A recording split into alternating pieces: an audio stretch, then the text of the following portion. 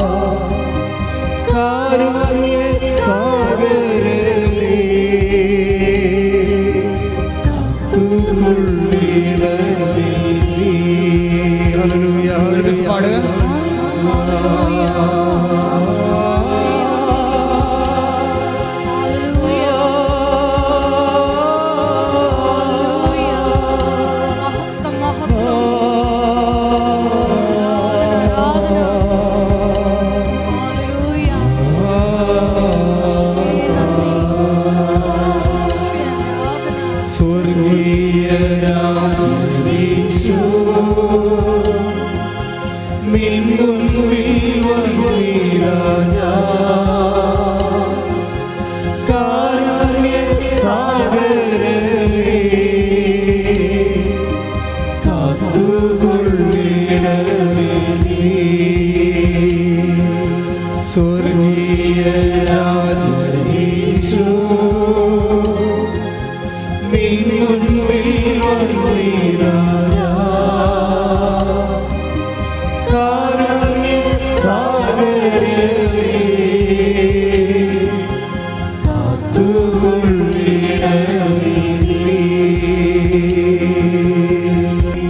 പരിശുദ്ധ പരമദിവ്യകാരുണ്യത്തിന് ആരാധനയും സ്തുതിയും പുകഴ്ചയും ഉണ്ടായിരിക്കട്ടെ.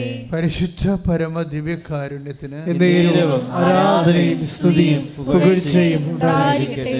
പരിശുദ്ധ പരമദിവ്യകാരുണ്യത്തിന് ആരാധനയും സ്തുതിയും പുകഴ്ചയും ഉണ്ടായിരിക്കട്ടെ. നമുക്കിരിക്കാം.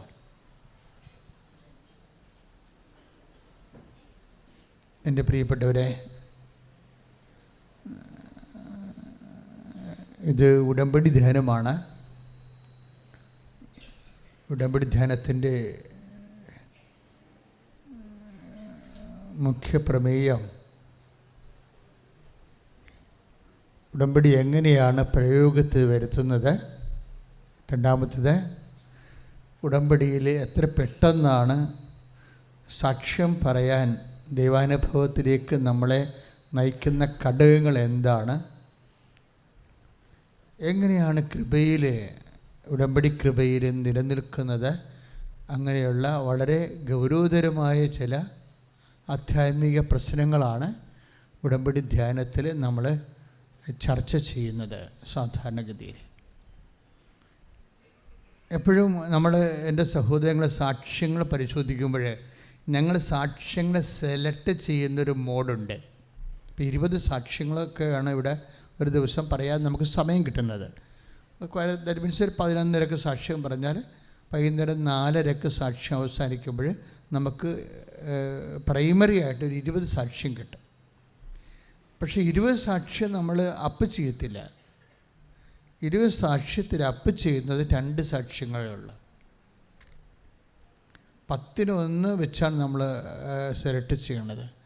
ആ സെലക്ഷൻ മോഡിൽ വരുന്നത് സാക്ഷ്യങ്ങൾ നിങ്ങൾ ശ്രദ്ധിക്കണം. ആ സാക്ഷ്യങ്ങൾ കേട്ടാൽ പിന്നീട് ഉടമ്പടി എടുക്കുന്നവർക്ക് ഹൈ ഇൻവെസ്റ്റ്മെൻറ്റ് നടത്താൻ പറ്റും. ആ ഒരു മോഡ്, ആ ഒരു ഫ്രെയിം നമ്മൾ കോപ്പി ചെയ്ത് കഴിഞ്ഞാൽ പല സാക്ഷ്യങ്ങളും ഫ്രെയിം കോപ്പി ചെയ്യാൻ പറ്റുന്ന രീതിയിലാണ് നിങ്ങൾക്ക് സെലക്ട് ചെയ്ത് നിങ്ങൾക്ക് തരണത്. കാര്യം ഉടമ്പടി ഓരോ ദിവസവും പുരോഗമിച്ചുകൊണ്ടിരിക്കുന്ന ദൈവികമായ വലിയ പദ്ധതിയാണ്. അതുകൊണ്ടാണ് ഓരോ ദിവസവും ഉടമ്പടിയുടെ എണ്ണം കൂടിക്കൊണ്ടിരിക്കുന്നത്. സാക്ഷ്യങ്ങൾ അതുപോലെ ക്വാളിറ്റേറ്റീവ്ലി ഹൈ സാക്ഷ്യങ്ങൾ വരുന്നു. സാധാരണ നിലവാരത്തിനുള്ളതിനേക്കാൾ വളരെ ഗുണനിലവാരമുള്ള സാക്ഷ്യങ്ങൾ വരുന്നതിൻ്റെ കാരണം ആ കറക്റ്റ് ബൈബിൾ ഫോർമാറ്റ് ഇതിൻ്റെ എക്സിക്യൂട്ട് ചെയ്യുന്നതാണ്. പക്ഷേ കറക്റ്റ് ബൈബിൾ ഫോർമാറ്റ് എക്സിക്യൂട്ട് ചെയ്യാൻ വേണ്ടി നിങ്ങൾ അതിൻ്റെ സിദ്ധാന്തവും പ്രയോഗവും പഠിക്കണം. എപ്പോഴും നമ്മൾ സംഭവിക്കുന്നത് ഉടമ്പടി ധ്യാനത്തിൽ 2 ഘടകങ്ങളുണ്ടാവും. ഒന്ന്, ഉടമ്പടിയുടെ സിദ്ധാന്ത തലങ്ങൾ പറയും, അതിൻ്റെ തിയറട്ടിക്കലായിട്ടുള്ള വശങ്ങൾ പറയും. പിന്നെ അതിൻ്റെ സാക്ഷ്യങ്ങൾ, പ്രയോഗ വിചാരണ നടത്തും. ആ പ്രത്യേക തിയറിക്ക് പറ്റുന്ന പ്രയോഗം എന്ത്, അതിൻ്റെ എക്സ്പീരിയൻസ്, ജനങ്ങളുടെ എക്സ്പീരിയൻസ് പറയും. അതുകൊണ്ട് ഇപ്പോഴെന്താ സംഭവിച്ചിരിക്കണമെന്ന് വെച്ച് കഴിഞ്ഞാൽ, ഇപ്പം നിങ്ങൾ മനസ്സിലാകും. സാക്ഷ്യം പറയുന്നതിൽ ഒരു 10 പേര് സാക്ഷ്യം പറഞ്ഞാൽ ഒരു 8 പേരും ഹയർ എഡ്യൂക്കേഷനുള്ള ആൾക്കാരാണ് സാക്ഷ്യം പറയണത്. എന്ന് വെച്ച് കഴിഞ്ഞാൽ അവർക്കിത് സത്യമാണെന്ന് മനസ്സിലായി.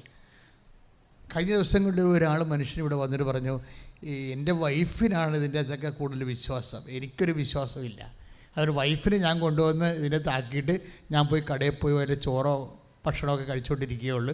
അവൾ ഫ്രീ ആകുമ്പോൾ അവളെ കൂട്ടിക്കൊണ്ട് പോകും.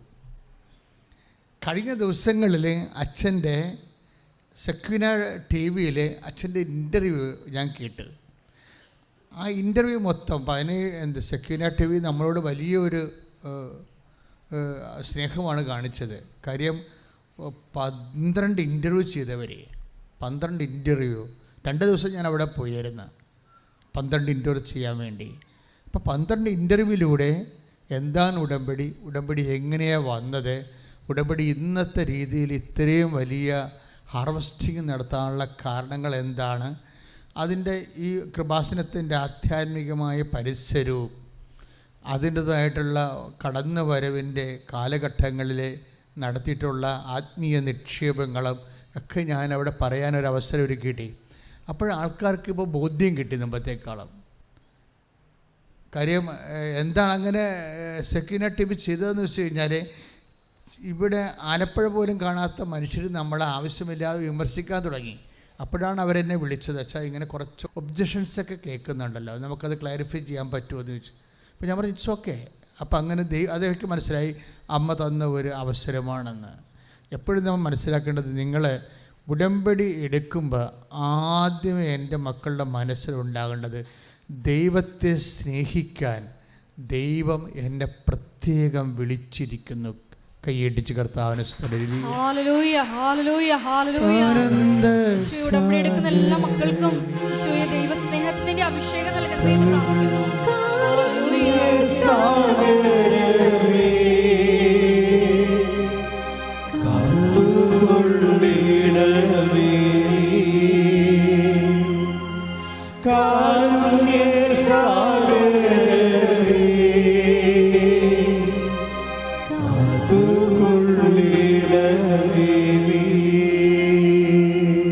അതെന്താ സംഭവിച്ചാൽ, നമ്മളെ ഉടമ്പടിയുടെ ഒരു പ്രധാനപ്പെട്ട ഒരു അനുഭവമാണ് ടൈം ഷോർട്ടണിങ്. ടൈം ഷോർട്ടണിങ് എന്ന് പറയുന്നത് എന്താ? സമയ ചുരുക്കം. അപ്പോൾ സമയ ചുരുക്കം തന്നെ അല്ല, ലൈറ്റ് വെയ്റ്റനിങ് എന്ന് പറഞ്ഞൊരു പ്രതിഭാസമുണ്ട്. ലൈറ്റ് വെയ്റ്റനിങ് എന്ന് വെച്ച് കഴിഞ്ഞാൽ എൻ്റെ ഭാരം കുറഞ്ഞു വരിക. ഈ ടൈം ഷോർട്ടണിങ് എന്ന് പറയുന്ന സമയച്ചുരുക്കവും ലൈറ്റ് വെയ്റ്റനിങ് എന്ന് പറയുന്ന ഭാരക്കുറവും ഉടമ്പടിയുടെ ഒരു വലിയ അനുഭവമാണ്. ഭാരമെന്ന് ഇപ്പോൾ കഴിഞ്ഞ ദിവസങ്ങൾ എന്താ പറഞ്ഞത്, ഒരു സാക്ഷ്യം എന്ന് പറയണത്, അവർക്ക് എൻ്റെ കലിബറുണ്ട്, അവർ മെറിറ്റോറിയസ് ആണ്, അതുകൊണ്ട് അവരവരെ തന്നെ വിശ്വസിച്ചുകൊണ്ട് അവർ IELTS എഴുതുകയാണ്. പക്ഷേ അത് 3 ഫ്ലോപ്പായിപ്പോയി. പിന്നെ അവർക്കത് ഭാരപ്പെട്ട ഒരു വിഷയമായി മാറി. ഭാരപ്പെട്ട വിഷയം എന്ന് പറയണത് നമുക്കറിയാം. ഇപ്പോൾ ചില വീടുകളിലൊക്കെ ഉള്ള ഏറ്റവും വലിയ പ്രശ്നം എന്താ, അവർക്ക് വീട് വെക്കാൻ പറ്റണില്ല. എന്താ വീട് വെക്കാൻ പറ്റാത്തത്? അവരുടെ പേരിൽ സ്ഥലമില്ല. എന്താ സ്ഥലമില്ലാത്തത്? ഭാഗോടമ്പടി ചെയ്തിട്ടില്ല. എന്താ ഭാഗോടമ്പടി ചെയ്യാത്തത്? മുന്നാധാരമില്ല. ഇങ്ങനെ കുറേ പ്രശ്നങ്ങളാണ്. അപ്പോൾ വർഷങ്ങളായിട്ട് അപ്പൂപ്പന്മാരുടെ കാലം മുതലേ മുന്നാധാരമില്ലാതെ തറവാടിൻ്റെ പൊതു സ്വത്തായിട്ട് കിടക്കണമ്പോൾ നമ്മൾക്ക് അവിടെ വീട് വെക്കാൻ പറ്റത്തില്ല. നിന്ന് താമസിക്കുന്ന വീട് നമ്മൾ താമസിച്ച് ഉറഞ്ഞ് താഴെ വീഴുന്നതല്ലാതെ ഒന്നും ചെയ്യാൻ പറ്റത്തില്ല. മെയിൻ്റനൻസ് ചെയ്ത് കഴിഞ്ഞാൽ ഉടനെ അടുത്ത അവകാശം കൊണ്ട് കേസ് കൊടുക്കും. അതാണ് പ്രശ്നം. മെയിൻ്റനൻസ് പോലും തൊടാൻ പറ്റുന്നില്ല. ഇതാണ് ഭാരപ്പെട്ടെന്ന സംഭവം.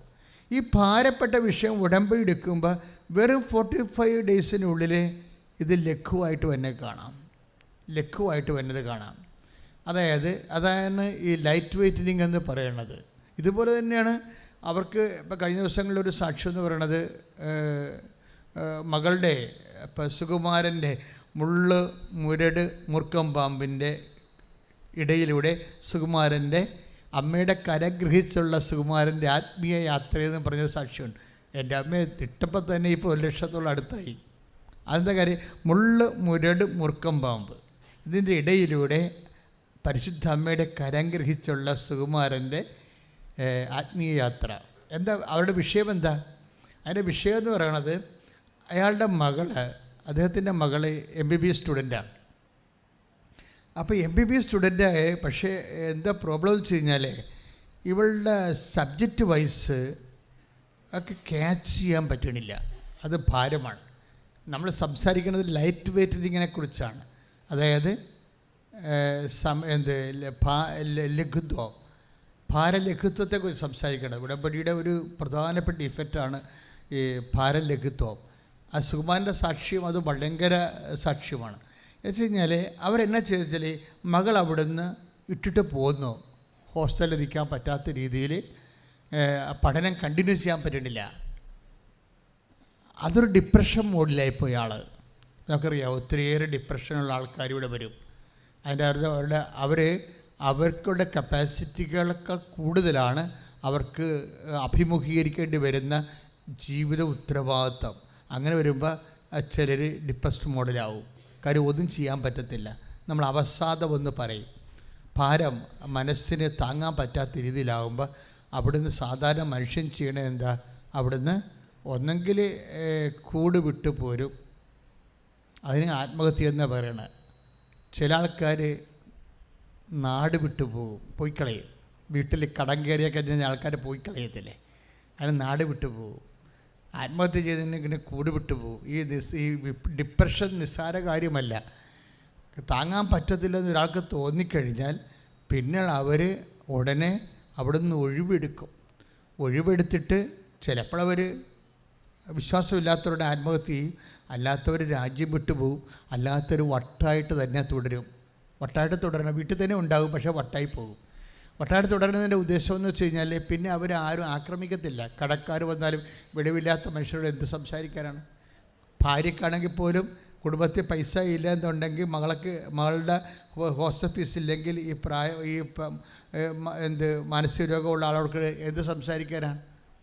അപ്പോൾ അതിൽ നിന്ന് ഒളിച്ചോടാൻ വേണ്ടി സ്വയമായിട്ടൊരു മനുഷ്യൻ കണ്ടുപിടിക്കുന്ന മാർഗമാണ് ചില സൈക്കോസിസായിട്ട് വരുന്ന രോഗങ്ങൾ. എല്ലാം അങ്ങനെയാണെന്നൊന്നും ഞാൻ പറയണില്ല. ചിലതെല്ലാം ഇതുപോലെ ഫ്ലീയിങ് ആയിട്ടുള്ള ടെൻഡൻസിയാണ്. ഒന്നെങ്കിൽ വീട്ടിൽ തന്നെ അവർ മനസ്സ് വിട്ടു പോകും, വീട്ടിൽ തന്നെ ഉണ്ടാകും, അല്ലെങ്കിൽ വീട് വിട്ടു പോകും, അല്ലെങ്കിൽ രാജ്യം വിട്ടു പോകും. ഇങ്ങനെ ഒരു വ്യത്യസ്തമായ, അതാണ് ഈ ഡിപ്രഷൻ എന്ന്. അപ്പോൾ ഈ ഭാരം ചികിത്സിക്കപ്പെടേണ്ട ഒരു വിഷയമാണ്. ഭാരമെന്ന് പറയുന്നത്, മനസ്സിൻ്റെ ഭാരം ശരിക്കും ചികിത്സിക്കപ്പെടേണ്ട വിഷയമാണ്. അത് ഡൈക്കാർഡിന മോർഫിനെ കഴിച്ചിങ്ങനെ മയങ്ങിയിരുന്നത് കൊണ്ടൊന്നും അതൊക്കെ കണ്ണിപ്പൊടിയിടാനേ പറ്റത്തുള്ളൂ. അത് ഡയറക്റ്റ്. അതുകൊണ്ടാണ് ഈശോ പറയണത്, അധ്വാനിക്കുന്നവനെ, ഭാരം വഹിക്കുന്നവനെ നിങ്ങൾ എൻ്റെ അടുത്ത് വരിക, ഞാനെന്ത് ചെയ്യും? ഞാൻ നിങ്ങളെ ആശ്വസിപ്പിക്കാം. എന്താ കാരണം? ഞാൻ ശാന്തശീലനാണ്, പിന്നെന്താണ്? വിനീത ഹൃദയനാണ്. എന്ത് ചെയ്യണം? നിങ്ങൾ എന്നിൽ നിന്ന് പഠിക്കണം. അപ്പോൾ വ്യഗ്രത കാണിക്കരുത്. ഉടനെ വണ്ടിയുടെ അകത്ത് കിടന്ന് ഓടാൻ നോക്കരുത്. ഉടനെ വണ്ടിയുടെ അകത്ത് കിടന്ന് ഓടി വണ്ടിക്ക് മുമ്പ് എത്താൻ വേണ്ടി വ്യഗ്രത കാണിക്കരുത്. നിങ്ങൾ എന്നിൽ നിന്ന് പഠിക്കണമെന്നാണ് പറയണത്. ക്രിസ്തുവിൽ നിന്ന് പഠിക്കണം വേണ്ടത്. വെച്ചാൽ എല്ലാ വിഷയങ്ങൾക്കും അതിൻ്റേതായിട്ടുള്ള കാലികമായിട്ടുള്ള സൊല്യൂഷൻസ് ഉണ്ടാകും. അതുവരെ യു മസ്റ്റ് വെയിറ്റ്. അച്ഛൻ പറഞ്ഞ മനസ്സിലായില്ലേ? ഈശോയിൽ നിന്ന് പഠിക്കുക എന്ന് വെച്ച് കഴിഞ്ഞാൽ ഈശോയുടെ ഒരു സമീപന രീതിയുണ്ട് വിഷയങ്ങളോടുള്ള. നമ്മൾക്ക് ആ വിഷയം അപ്പം തന്നെ പരിഹരിക്കണമെന്നാണ് നിങ്ങൾ പറയണത്. ചില വിഷയം അപ്പം തന്നെ പരിഹരിക്കാൻ പറ്റത്തില്ല. വെയിറ്റ് ആൻഡ് സീ ആണ് ചില വിഷയങ്ങൾ. ഇപ്പം തന്നെ ഉദാഹരണത്തിന് take the word of God 11:28 Mathai ശ്ലീഹ ശ്രുതിക്കട്ടെ. യേശുവേ നന്ദി. അധ്വാനിക്കുന്നവരും ഭാരം വഹിക്കുന്നവരുമായ നിങ്ങളെല്ലാവരും എൻ്റെ അടുക്കൽ വരുവിൻ. അപ്പോൾ എല്ലാവരെയും വിളിച്ചിരിക്കുകയാണ്, എല്ലാ ജാതിക്കാരെയും വിളിച്ചിട്ടുണ്ട്, ക്രിസ്ത്യൻസിനെ മാത്രമല്ല. മനസ്സിലായില്ലേ? ഈശോയുടെ വചനത്തിൻ്റെ ഒക്കെ രീതി, അഡ്രസ്സിങ് ഭയങ്കരമാണ്. പബ്ലിക് അഡ്രസ്സിങ് ആണ്. പിന്നെ ഇത്തിരി കടിക്കട്ടുകായിട്ടുള്ള കാര്യങ്ങൾ പറയുകയാണെങ്കിൽ ഈശോ ശിഷ്യന്മാർ അത് മനസ്സിലാക്കാൻ പറ്റുന്ന രീതിയിൽ ശിഷ്യന്മാരോട് മാത്രം പറയും. അത് രഹസ്യമായിട്ട് പറയത്തുള്ളൂ. അത് ബൈബിളിലതുണ്ട്. പക്ഷേ പൊതുകാര്യങ്ങൾ, പൊതുജീവിതത്തിലെ കാര്യങ്ങൾ ഓപ്പൺ ഫോറത്തിലാണ് ഈശോ സംസാരിക്കുന്നത്. വെച്ചാൽ പുറത്ത് പബ്ലിക്കാണ്. അതാണ് അധ്വാനിക്കുന്നവരും ഭാരം വഹിക്കുന്നവരായ നിങ്ങൾ എല്ലാവരും. എല്ലാവർക്കുമാണ് മുൻതൂക്കം. അല്ലാതെ ഈശോനെ ഹോണർ ആദ്യം ഈശോനെ ബാപ്റ്റിസം വഴി സ്വീകരിച്ച ആൾക്കാർ മാത്രമല്ല, എനിബഡി ഈശോനെ കേൾക്കാൻ മനസ്സുള്ള എല്ലാവരെയുമാണ് ഈ ആശ്വാസത്തിലേക്ക് വിളിച്ചിരിക്കുന്നത്. അത് നിങ്ങളെല്ലാവരും എൻ്റെ അടുത്ത് വരിക. അടുത്ത വചനം വായിച്ചേ. ഞാൻ നിങ്ങളെ ആശ്വസിപ്പിക്കാം. ഇന്ന് ലോകത്തിൽ ഒരു മനുഷ്യനും ഈ മനുഷ്യരാശിയോട് സംസാരിക്കാത്തൊരു സംഭവമാണ്. എന്താണ്? ഞാൻ നിങ്ങളെ ആശ്വസിപ്പിക്കാം. നമുക്കെത്രയോ സമാരാധ്യന്മാരെ മതസ്ഥാപകരും അതുപോലെ തന്നെ ലോകഗുരുക്കളൊക്കെ ഉണ്ടെങ്കിലും മനുഷ്യനെ ആശ്വസിപ്പിക്കാമെന്ന് അവൻ്റെ മുഖത്ത് നോക്കി ജാതിയും മതവും നോക്കാതെ പറഞ്ഞ ഒരേ ഒരാളാണ് ഈശോ. അതാണ് ഈശോയുടെ ദൈവത്വം എന്ന് പറയണത്. കൈ ഇട്ടിച്ച് കർത്താൻ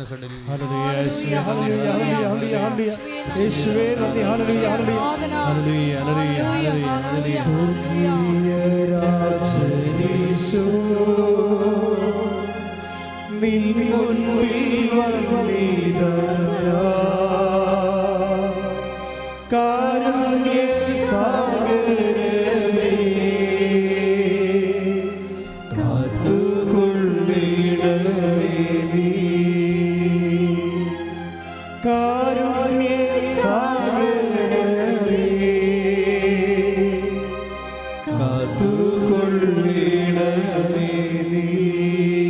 പരിശുദ്ധ പരമ ദിവ്യകാരുണ്യത്തിന് എന്നേരവും ആരാധനയും സ്തുതിയും പുകഴ്ചയും ഉണ്ടായിരിക്കട്ടെ. ഒരു കാര്യം എനിക്ക് നിങ്ങളോട് കൈകൂപ്പി അപേക്ഷിക്കാനുണ്ട്.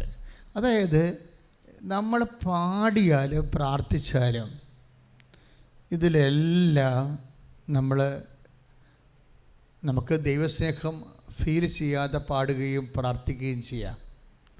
പക്ഷേ നിങ്ങൾക്ക് ദൈവ അനുഭവം വേണമെന്നുണ്ടെങ്കിൽ when you sing with a love of God, ദൈവസ്നേഹത്തോടെയാണ് അത് പാടേണ്ടത്. ഒരു വചനം കേൾക്കുമ്പോൾ എന്തുകൊണ്ടാണ് നമ്മൾ യേശുവേ സ്തോത്രമെന്ന് പറയണത്?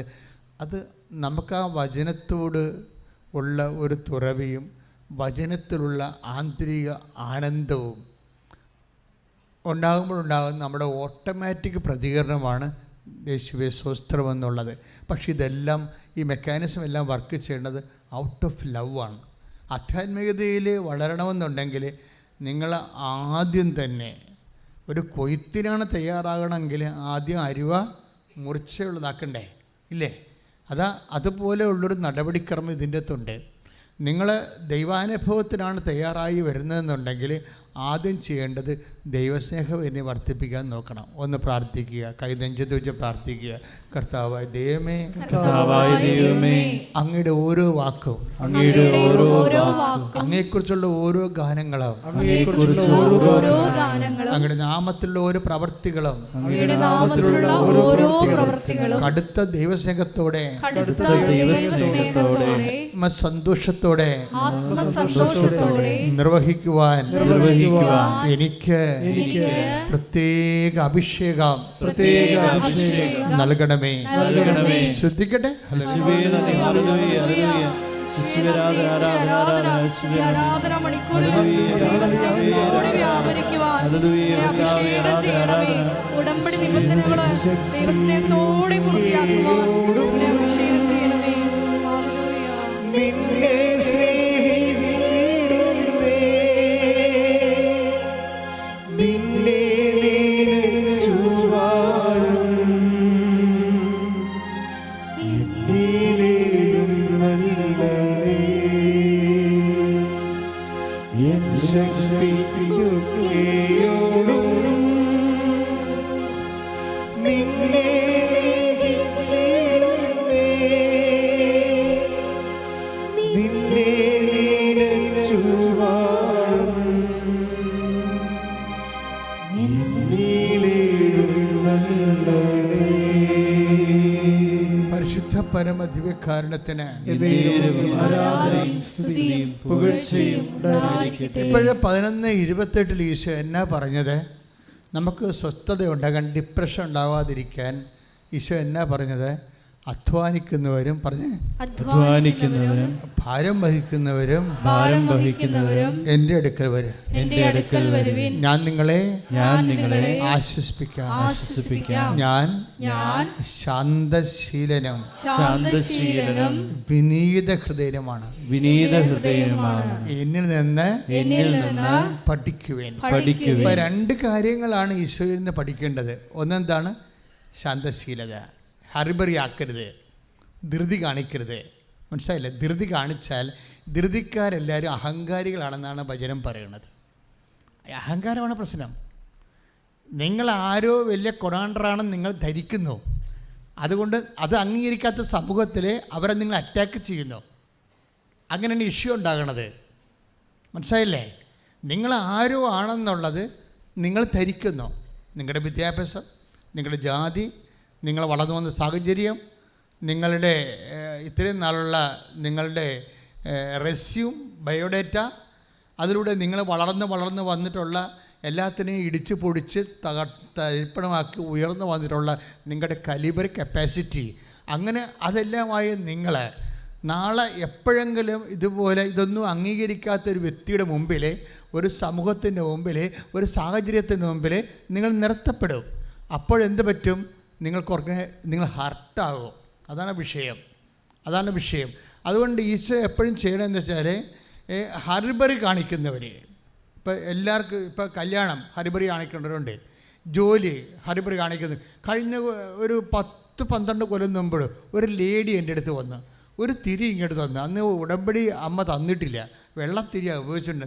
ഒരു തിരി വന്ന് വെച്ച് തന്ന എനിക്കവളെ പരിചയമുള്ള എൻ്റെ നാട്ടുകാരത്തി ആയതുകൊണ്ട് ഞാൻ പിന്നെ ഒന്നും പറഞ്ഞില്ല. ഞാൻ എന്താ വെച്ചാൽ പരിചയമുള്ള ആളല്ലേ, അടുപ്പമുള്ള ആളെ. അപ്പം ഞാൻ എന്തടിയാന്ന് ചോദിച്ചു. അപ്പോൾ പറഞ്ഞു ഇത് വെഞ്ചരിച്ചാൽ എനിക്കിപ്പോൾ ജോലി വേണമെന്ന് പറഞ്ഞു. ഇത് വെഞ്ചരിച്ചാൽ എനിക്കിപ്പോൾ ജോലി വേണമെന്ന് പറഞ്ഞു. എന്താ പറ്റുക, അവളെ TTC BEd കഴിഞ്ഞ് ഇറങ്ങിയതേ ഉള്ളൂ. അപ്പം തന്നെ അവൾ സ്കൂളിൽ കയറണമെന്ന് അതിന് ഒരു തിരിയും പിടിച്ച് ദൈവത്തിനെ ഭീഷണിപ്പെടുത്താൻ ഇറങ്ങിയിരിക്കുക. അതാണ് പ്രശ്നം. ഞാനത് വെഞ്ചരിച്ച് കൊടുത്തൊക്കെ ജോലി കിട്ടി. പക്ഷെ ഞാൻ അവളുടെ ഒരു കാര്യം പറഞ്ഞു, ഈ മോഡ് നീ ആവർത്തിക്കരുത്. ഈ മോഡ്, ഈ രീതിയിലുള്ള നിൻ്റെ ഈ എന്താണ് ഇപ്പം തന്നെ എടുത്ത പിടിച്ചാൽ എല്ലാം പിടിച്ചടക്കാൻ വേണ്ടിയുള്ള ഈ വ്യഗ്രതയില്ലേ, ഇത് ആവർത്തിക്കരുത്. അറ്റാക്ക് വരെ ഉണ്ടാകും കുറച്ച് കഴിയുമ്പോൾ. കാര്യം ഈ ജീവിതം അങ്ങനെയല്ല, സാഹചര്യങ്ങൾ അങ്ങനെയല്ല. എപ്പോഴെങ്കിലും ഒരു സംഭവം നടന്നു എന്ന് പറഞ്ഞ് അതേ മോഡിൽ നിങ്ങൾ ദൈവത്തിനെ എപ്പോഴും അളക്കരുത്. അങ്ങനെ വന്നാൽ ഇന്നല്ലെങ്കിൽ നാളെ ദൈവം നിങ്ങളുടെ കൈവിട്ടു പോകും. എന്താ കാര്യം എന്ന് വെച്ച് കഴിഞ്ഞാൽ ദൈവത്തിൻ്റെ രീതിയല്ല നിങ്ങളുടേത്. എന്താ പ്രശ്നം വെച്ചാൽ നിങ്ങളിൽ നല്ലൊരു ശതമാനം അഹങ്കാരമുണ്ട്. ധൃതി കാണിക്കുന്നവരിൽ എന്താ ഉള്ളത്? പരിശുദ്ധാത്മാവ് പ്രവർത്തിക്കാത്ത അഹങ്കാരമുണ്ട്. വലിയ കാര്യങ്ങൾ ദൈവത്തിന് ചെയ്യാൻ പറ്റത്തില്ല. ചെറിയ വല്ല പണി കിട്ടണമൊക്കെ നടന്നു ജോലി കിട്ടും. വലിയ കാര്യങ്ങൾ ദൈവം ഉദ്ദേശിച്ചിട്ടുണ്ടെങ്കിൽ ചെയ്യാൻ പറ്റത്തില്ല ധൃതിക്കാർക്ക്. അതെന്താ കാര്യം വെച്ച് കഴിഞ്ഞാൽ ഈ ഈശോ എന്താ പറഞ്ഞത്? ഞാൻ ശാന്തശീലനാണ്, പിന്നെന്താണ്? വിനീത ഹൃദയനാണ്. ഈ വിനീത ഹൃദയം ഉണ്ടായാൽ മാത്രമേ വലിയ കാര്യങ്ങൾ ചെയ്യാൻ പറ്റത്തുള്ളൂ. അതാണ് മരിയ സ്പിരിച്വാലിറ്റി. അതാണ് ലൂക്ക 1:49. ശ്രുതികട്ടെ ഹല്ലേലൂയ ഹല്ലേലൂയ ഹല്ലേലൂയ.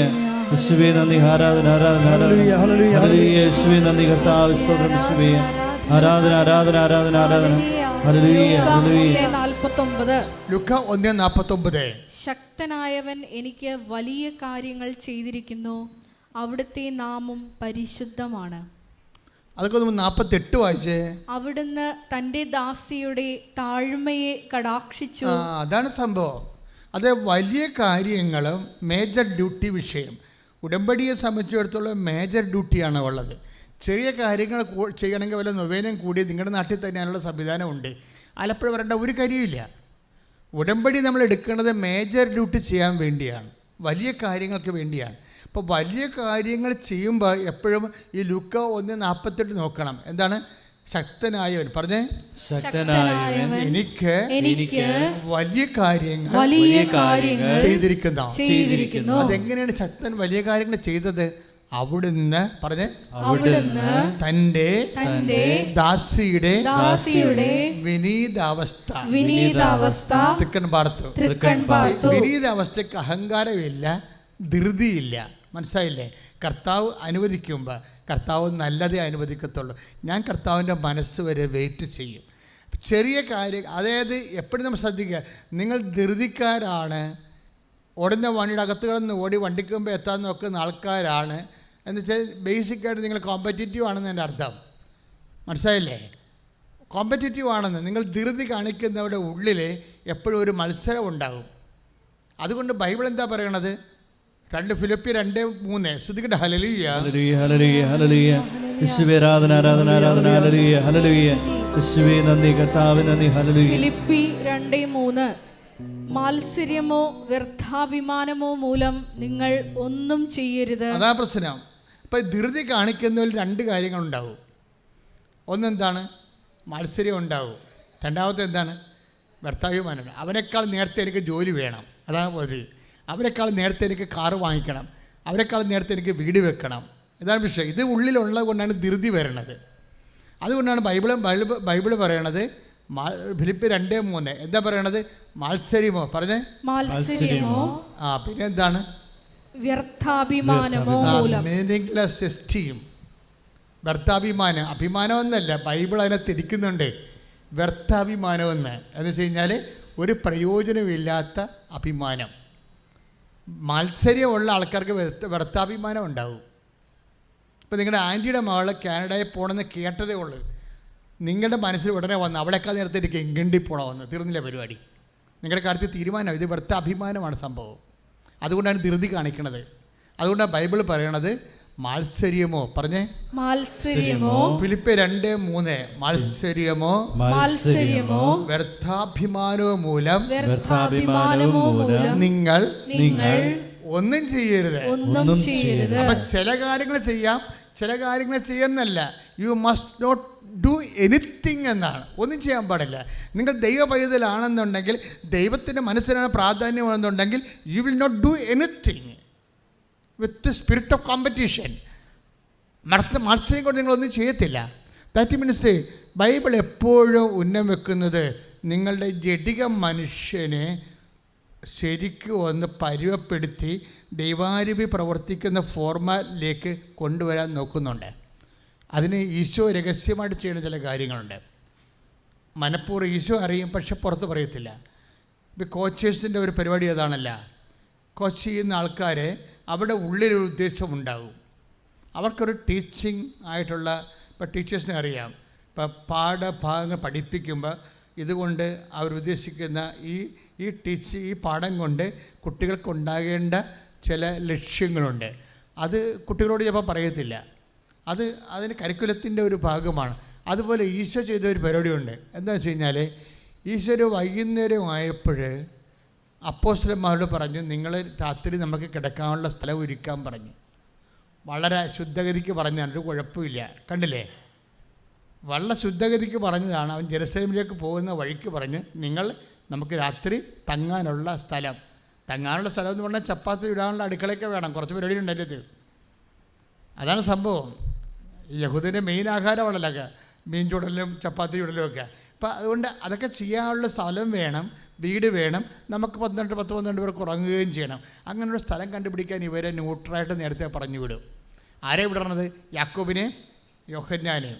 കൂട്ടത്തിൽ ഇടിവെട്ട് പാർട്ടിയാണ്, ഒന്നിനും സമാധാനം ഇല്ലാത്ത പാർട്ടിയാണ് ഈ പറഞ്ഞു വിടുന്നത്. അപ്പോൾ ഈശോ പറഞ്ഞു വിടുന്ന ആൾക്കാർ നോക്കണം. അന്ത്രയോസിനെയും ഫിലിപ്പോസിനെയാണ് പറഞ്ഞു വിട്ടെങ്കിൽ ഒരു പ്രശ്നമില്ലായി, എല്ലാം ശാന്തമായിട്ട് നടന്നു തരാം. എന്നുവെച്ചാൽ ഇപ്പം തന്നെ ഈ ഓടുന്ന വണ്ടി അകത്ത് കിടന്ന് ഓടുന്ന ആൾക്കാരാണ് അവന്മാരുടെ പേര് തന്നെ ഇടിനാഥത്തിൻ്റെ പുത്രന്മാരെന്നാണ്. ബൊനേർഗസ് വെച്ച് കഴിഞ്ഞാൽ എല്ലാ ഇടിവെട്ട് പോലും നടക്കണം പാർട്ടിക്ക്. അതിൻ്റെ പേര് തന്നെ അതാ. ബൈബിളിൽ ഇവിടെ പേരിട്ടിരിക്കണത് ഇടിനാഥത്തിൻ്റെ പുത്രന്മാരെന്നാണ്. ഇടിനാഥത്തിന് ആരും വെയിറ്റ് ചെയ്യത്തില്ല, ഇടിവെട്ട് ആർക്കും വെയിറ്റ് ചെയ്യത്തില്ല, പെട്ടെന്ന് നടക്കണം. ഇടിവെട്ട് ആൾക്കാരാണ്. ബൈബിൾ അതിൻ്റെ പേര് ഈ 2 കക്ഷികളെ പറഞ്ഞു വിടണത്. എന്താ ഇവർ ചെയ്യണത്? ഇവർ ചെന്ന് വെച്ച് ദാർഢ്യമുണ്ട് ഇവർക്ക് കാര്യം അപ്പം തന്നെ ഈ പിടിച്ചുകൊണ്ട് വരാൻ പറഞ്ഞാൽ കൊന്നുകൊണ്ട് വരുന്ന പാർട്ടിനെ വിട്ടിരിക്കണത്. ഇവരിൽ പരിശുദ്ധാത്മ പ്രവർത്തിക്കാനുള്ള ചാൻസ് ഇല്ല. അതുകൊണ്ട് തന്നെ ഇവർ നാളെ കാലങ്ങളിൽ ദൈവത്തിൻ്റെ പ്രവർത്തനത്തിന് കൊള്ളാതെ വരും. അതുകൊണ്ട് ഇവരെ പറഞ്ഞു വിട്ടിരിക്കുകയാണ്. ഇവരെന്താ ചെയ്തിരിക്കണത്? അവർ സമറിയക്കാരുടെ പട്ടണത്തിൽ ചെന്നിട്ട് അവരുമായിട്ട് ഇഷ്യൂ ഉണ്ടായെന്ന് വെച്ച് കഴിഞ്ഞാൽ, നമ്മൾക്ക് പറയുന്നതിന് അവതരിപ്പിക്കുന്നതിനൊക്കെ രീതികളുണ്ടല്ലോ, അതൊന്നും ഇല്ലാതെ ഇവർ ദാർഢ്യത്തോടെ അവതരിപ്പിക്കും. അപ്പോൾ അവർ ചോദിച്ചു, നിങ്ങൾ എങ്ങോട്ടാണ് പോണത്? അപ്പോൾ അവർ പറയും, ഞങ്ങൾ ജെറുസലേമിലേക്ക് പോവുകയാണ്. എന്താ പിടിച്ചില്ലേ എന്ന് ചോദിക്കും. ആ രീതിയിലാണ് ഇവർ സംസാരിക്കുന്നത്. അപ്പോഴേ സമരക്കാർക്ക് അവിടെ കൂറളായി. അവർ പറഞ്ഞ്, ജെറുസലേമിലേക്കല്ല, ഈ ഇന്ദ്രനായാലും ശരി ഇവിടെ കൂടി പോണ പ്രശ്നമില്ലെന്ന് പറഞ്ഞു. എൻ്റെ കൈയും കാര്യം വിട്ടു എന്ന് പറഞ്ഞു. അതോടുകൂടി ഇവരുടെ യഥാർത്ഥ സ്പിരിറ്റ് പുറത്തു വന്ന് ഇവർ മിണ്ടാതെ വന്നിട്ട് ഈശോൻ്റെ അടുത്ത് പറയണ വർത്തമാനമുണ്ട്. എന്താ പറയണത്? അവർ ഈശോയോട് പറയണത്, ആകാശത്തുനിന്ന് ഇടുത്തി വന്ന് അവരെ നശിപ്പിക്കാൻ ഞങ്ങൾ കൽപ്പിക്കട്ടെ, ഞങ്ങൾക്ക് അതിൻ്റെ അധികാരം തരാൻ. അപ്പോൾ സാഹചര്യം മാറിയപ്പോഴേ ഇവരുടെ ഈശോയുടെ സ്പിരിറ്റൊന്നുമില്ല. ക്ഷമ, ദയ, നന്മ, വിശ്വസ്തത, സ്നേഹം, അങ്ങനെയൊക്കെ കുറേ കാര്യങ്ങൾ പഠിപ്പിച്ചൊക്കെ ശരിയാണ്. പക്ഷേ വേദപാഠം ഇവിടെ ഏറ്റില്ല. കരിവന്മാരുടെ ഉള്ളിലിരിക്കണ വേറെ അരൂപിയാണ്. നിങ്ങൾ എന്ത് ഉടമ്പടി എടുത്താലും ആ പഴയ അരൂപിയാണ് ഇരിക്കണമെന്നുണ്ടെങ്കിൽ പണി മേടിച്ച് പോകാനുള്ള സാധ്യതയുണ്ട് ആലപ്പുഴയെന്ന്. വല്ല കഥയുണ്ടാ? അപ്പോൾ സൂക്ഷിച്ച് കൈകാര്യം ചെയ്യേണ്ട വിഷയമാണ്. നിങ്ങൾ ഉടമ്പടി എടുത്താലും വല്ലതൊക്കെ എഴുതിയിടുകയില്ല. ചില ആൾക്കാർ ഇവിടെ എഴുതുകയില്ല, അമ്മ പ്രസവിക്കണം, ആട് പ്രസവിക്കണം, ഞാൻ കളിയാക്കുമല്ല, ചുമ്മാ ഈ പെട്ടി കാണുമ്പോൾ എഴുതിയിട്ടേച്ചും പോവും. അങ്ങനെ വല്ല എഴുതിയിടലും ആയിട്ട് ഈ പഴയ ആൾക്കാരുടെ തന്നെ ഇരിക്കാനാണ് ഉദ്ദേശിച്ചതെങ്കിൽ ഇത് വെളുക്കാൻ തേക്കണ പാണ്ടാകാൻ സാധ്യതയുണ്ട്. ഉടമ്പടിയുടെ സ്പിരിറ്റുണ്ട്. അതാണ് പ്രശ്നം. അവരെന്താ പറയുന്നത്? ഇവർ പറയണത്, ഞങ്ങൾ ഇവരോട് എന്തെല്ലാം പറഞ്ഞിട്ടുണ്ടെന്നറിയാം. ഇതിനുള്ളിൽ ഈ ആകാശത്തുനിന്ന് അഗ്നി ഇറങ്ങി സമറിയക്കാരെ നശിപ്പിക്കട്ടെ എന്ന് ഞങ്ങൾ കൽപ്പിക്കട്ടെ എന്നാണ് ഈശോയോട് ചോദിക്കുന്നത്. അപ്പോൾ ഈ കക്ഷികൾ ഇത്രയും നാൾ പഠിച്ച വേദപാഠം, കർത്താവിൽ നിന്ന് പഠിച്ച വചനങ്ങൾ എല്ലാവരും മറന്ന്. കാര്യം ഇത് ലൂക്കായുടെ 10-ാം അധ്യായത്തിലാണ് ഈ സംഭവം ഉള്ളത്. ആ 7-ാം അധ്യായത്തിലേക്ക് ഈശോ പറഞ്ഞിട്ടുണ്ട് പലപ്പോഴും. അതായത് മറ്റുള്ളവർ നിങ്ങളോട് എന്ത് ചെയ്യണമെന്ന് നിങ്ങൾ ആഗ്രഹിക്കുന്നതോ അതുപോലെ മറ്റുള്ളവരോടും ചെയ്യണമെന്ന്. അതൊക്കെ പറഞ്ഞ് പഠിപ്പിച്ച ആ കക്ഷികളാണത്. പക്ഷെ പഠനമൊന്നും ഇവിടെ ഏറ്റില്ല. Take the word of God മറ്റുള്ളവരോട്. ശ്രദ്ധിക്കട്ടെ. ഹല്ലേലൂയ ഹല്ലേലൂയ ഹല്ലേലൂയ ഹല്ലേലൂയ ഹല്ലേലൂയ. യേശുവേ ആരാധന ആരാധന ആരാധന ആരാധന ആരാധന ആരാധന. ഹല്ലേലൂയ ഹല്ലേലൂയ ഹല്ലേലൂയ ഹല്ലേലൂയ ഹല്ലേലൂയ. യേശുവേ നന്ദി കർത്താവേ, യേശുവേ നന്ദി. ഹല്ലേലൂയ ഹല്ലേലൂയ ഹല്ലേലൂയ ഹല്ലേലൂയ. യേശുവേ നന്ദി കർത്താവേ, നന്ദി. ഹല്ലേലൂയ യേശുവേ നന്ദി, യേശുവേ നന്ദി. ഹല്ലേലൂയ ഹല്ലേലൂയ. ആരാധന ആരാധന അങ്ങേക്ക് ആരാധന ആരാധന ആരാധന ആരാധന അങ്ങേക്ക് ആരാധന. ശ്രദ്ധിക്കട്ടെ. ഹല്ലേലൂയ ഹല്ലേലൂയ ഹല്ലേലൂയ ഹല്ലേലൂയ. യേശുവേ ആരാധന ആരാധന ആരാധന. ഹല്ലേലൂയ ഹല്ലേലൂയ ഹല്ലേലൂയ ഹല്ലേലൂയ ഹല്ലേലൂയ. യേശുവേ സ്തുതി. ഹല്ലേലൂയ ഹല്ലേലൂയ ഹല്ലേലൂയ. ആരാധന ആരാധന ആരാധന അങ്ങേക്ക് ആരാധന ആരാധന ആരാധന ആരാധന അങ്ങേക്ക് ആരാധന. ലൂക്ക 6:31. ലൂക്ക 6:31. മറ്റുള്ളവർ നിങ്ങളോട് എങ്ങനെ പെരുമാറണമെന്ന് നിങ്ങൾ ആഗ്രഹിക്കുന്നുവോ അങ്ങനെ തന്നെ നിങ്ങൾ അവരോടും പെരുമാറുവിൻ. മറ്റുള്ളവർ നിങ്ങളോട് എങ്ങനെ പെരുമാറണം നിങ്ങൾ ആഗ്രഹിക്കുന്നുവോ അതുപോലെ തന്നെ നിങ്ങൾ അവരോട് പെരുമാറും. ഇത് ലൂക്ക 6:31 ഈ സമറിയക്കാരൻ ഇടുത്തി വീട്ടെന്ന് പറയണത് 9:54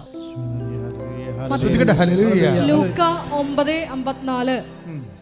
ഇത് കണ്ടപ്പോൾ ശിഷ്യന്മാരായ യാക്കോബും യോഹന്നാനും പറഞ്ഞു, കർത്താവേ, സ്വർഗത്തിൽ നിന്ന് അഗ്നിയിറങ്ങി ഇവരെ നശിപ്പിക്കട്ടെ എന്ന് ഞങ്ങൾ പറയട്ടെയോ?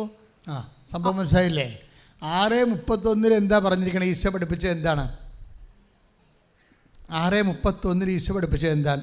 മറ്റുള്ളവർ നിങ്ങളോട് എങ്ങനെ പെരുമാറണമെന്ന് നിങ്ങൾ ആഗ്രഹിക്കുന്നുവോ അതുപോലെ നിങ്ങൾ അവരോട് പെരുമാറി.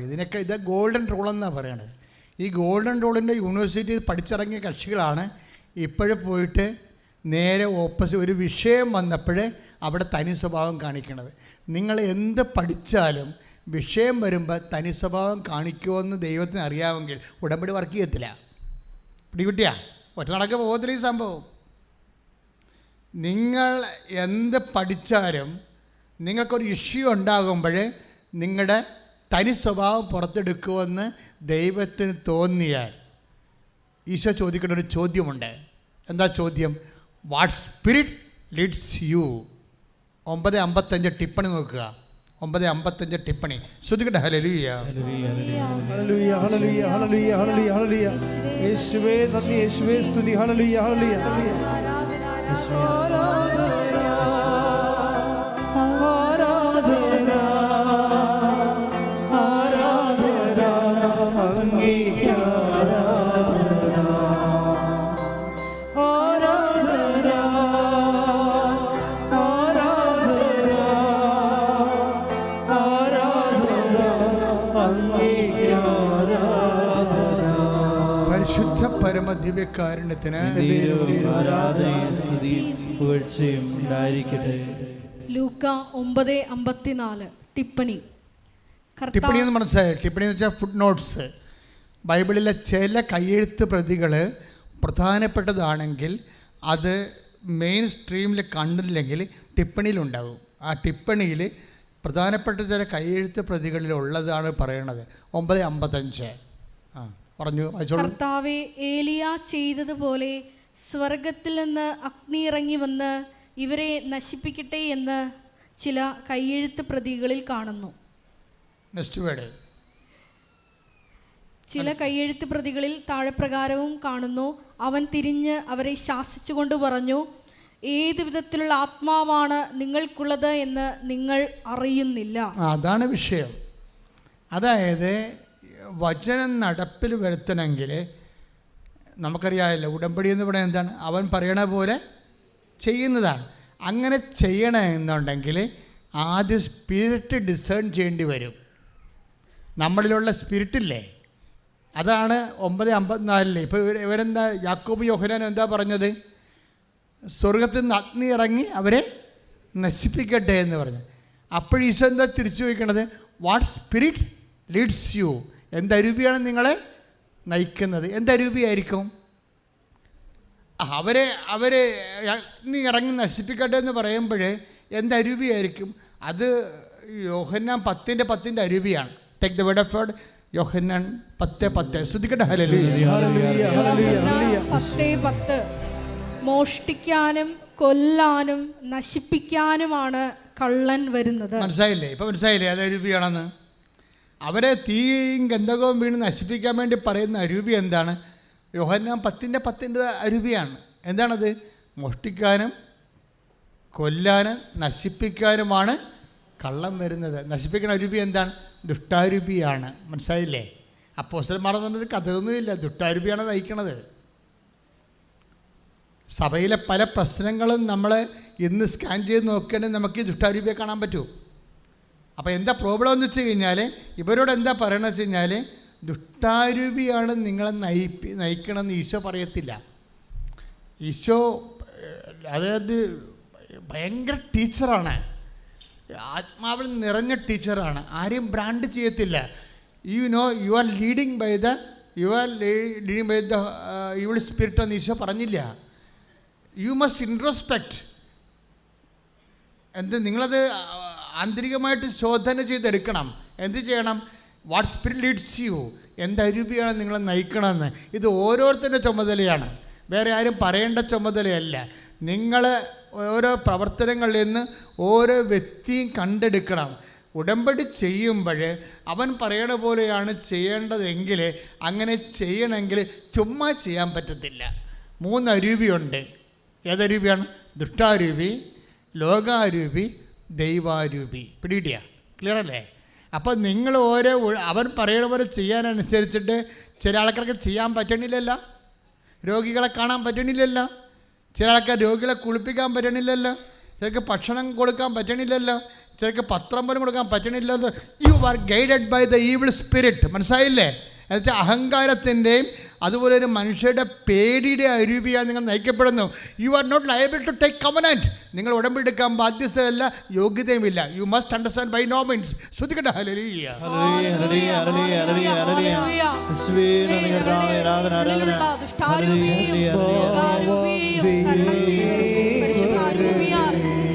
നയിക്കപ്പെടുവാൻ കൃപയാകണമേ.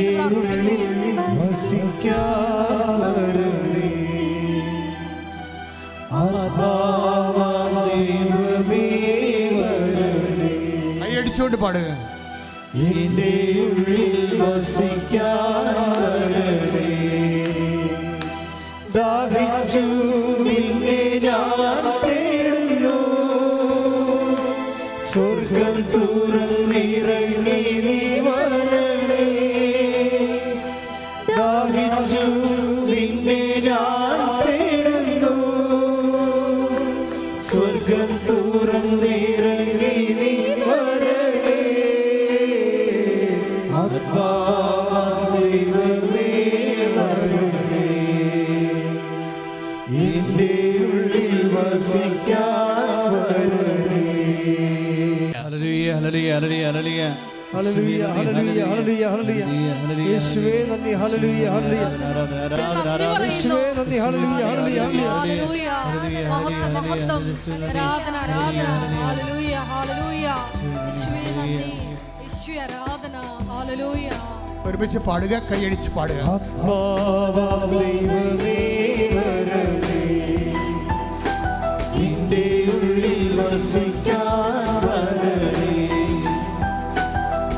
ആത്മാവാം ദൈവമേ വരണേ, എൻ്റെ ഉള്ളിൽ വസിക്കാൻ വരണേ. ദാഹിച്ചു നിന്നെ ഞാൻ തേടുന്നു, സ്വർഗം തുറന്നിറങ്ങി നീ വരണേ. ദാഹിച്ചു നിന്നെ ഞാൻ തേടുന്നു, സ്വർഗം തുറന്നിറങ്ങി നീ വരണേ. ആത്മാവാം ദൈവമേ വരണേ, എൻ്റെ ഉള്ളിൽ വസിക്കാൻ വരണേ. ആത്മാവാം ദൈവമേ വരണേ, എൻ്റെ ഉള്ളിൽ വസിക്കാൻ വരണേ. ആരാധന, സ്തുതി, സ്തോത്രം യേശുവേ. ഹല്ലേലൂയ, ഹല്ലേലൂയ, യേശുവേ. ഹല്ലേലൂയ, ഹല്ലേലൂയ. ആത്മാവാം ദൈവമേ വരണേ, എൻ്റെ ഉള്ളിൽ വസിക്കാൻ വരണേ. ആത്മാവാം ദൈവമേ വരണേ, എൻ്റെ ഉള്ളിൽ വസിക്കാൻ വരണേ. ദാഹിച്ചു നിന്നെ ഞാൻ തേടുന്നു, സ്വർഗം തുറന്നിറങ്ങി നീ വരണേ. ദാഹിച്ചു നിന്നെ ഞാൻ തേടുന്നു, സ്വർഗം തുറന്നിറങ്ങി നീ വരണേ. ആത്മാവാം ദൈവമേ വരണേ, എൻ്റെ ഉള്ളിൽ വസിക്കാൻ വരണേ. ഹല്ലേലൂയ, ഹല്ലേലൂയ, ഹല്ലേലൂയ, ഹല്ലേലൂയ, ഹല്ലേലൂയ. ആരാധന, ആരാധന. അഭിഷേകം ചെയ്യണമേ. Hallelujah, hallelujah. മഹത്വം, മഹത്വം. ആരാധന. ഹല്ലേലൂയ. എൻ്റെ ഉള്ളിൽ വസിക്കാൻ വരണേ. ആരാധന, ആരാധന. ദൈവമേ വരണേ, എൻ്റെ ഉള്ളിൽ വസിക്കാൻ വരണേ. ഹല്ലേലൂയ, ഹല്ലേലൂയ, ഹല്ലേലൂയ. ആത്മാവാം ദൈവമേ വരണേ, എൻ്റെ ഉള്ളിൽ വസിക്കാൻ വരണേ. ആത്മാവാം ദൈവമേ വരണേ,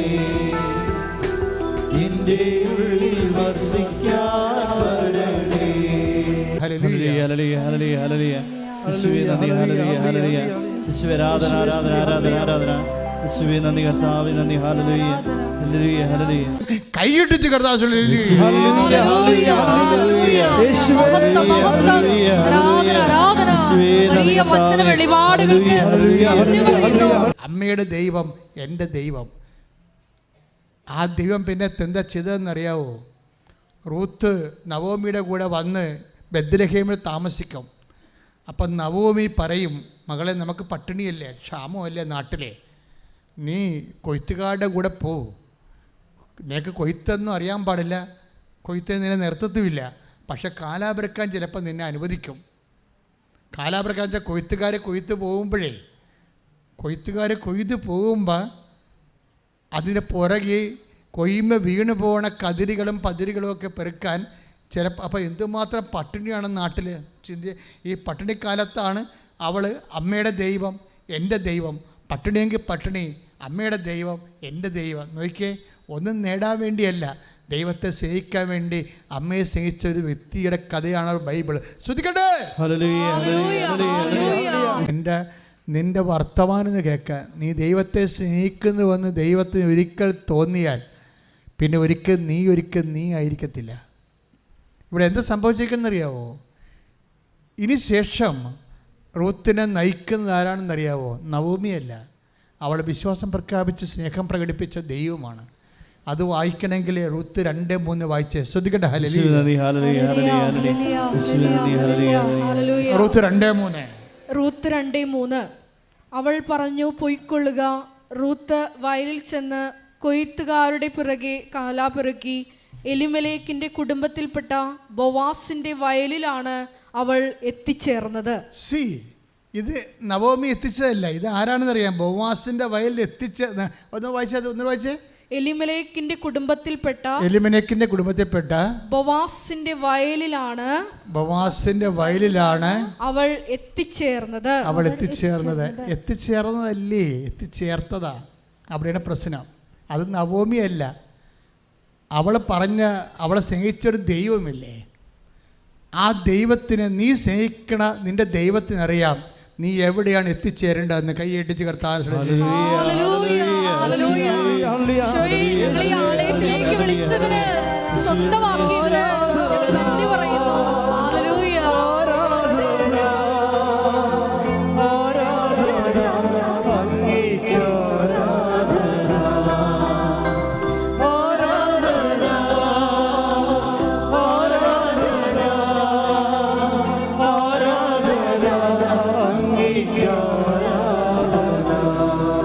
പരിശുദ്ധ പരമ ദിവ്യകാരുണ്യത്തിന്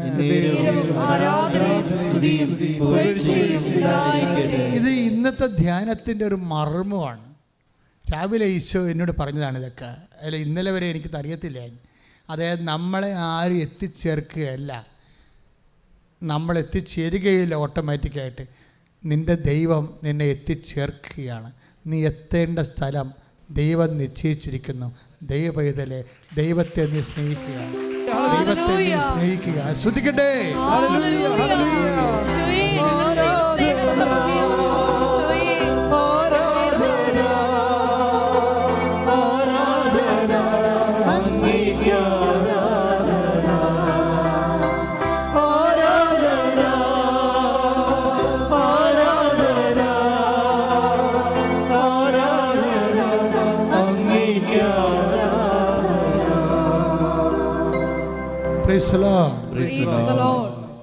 ഇനി കർത്താവിൻ്റെ ഒരു കൈ കൂടി ഇതിൻ്റെ അകത്ത് വരും എന്ന് വെച്ച് കഴിഞ്ഞാൽ, ഈ ബോവാസ് ആരാണെന്ന് നമുക്കറിയാം. എലിമലേക്കിൻ്റെ കുടുംബത്തിൽപ്പെട്ട ആളാണ്.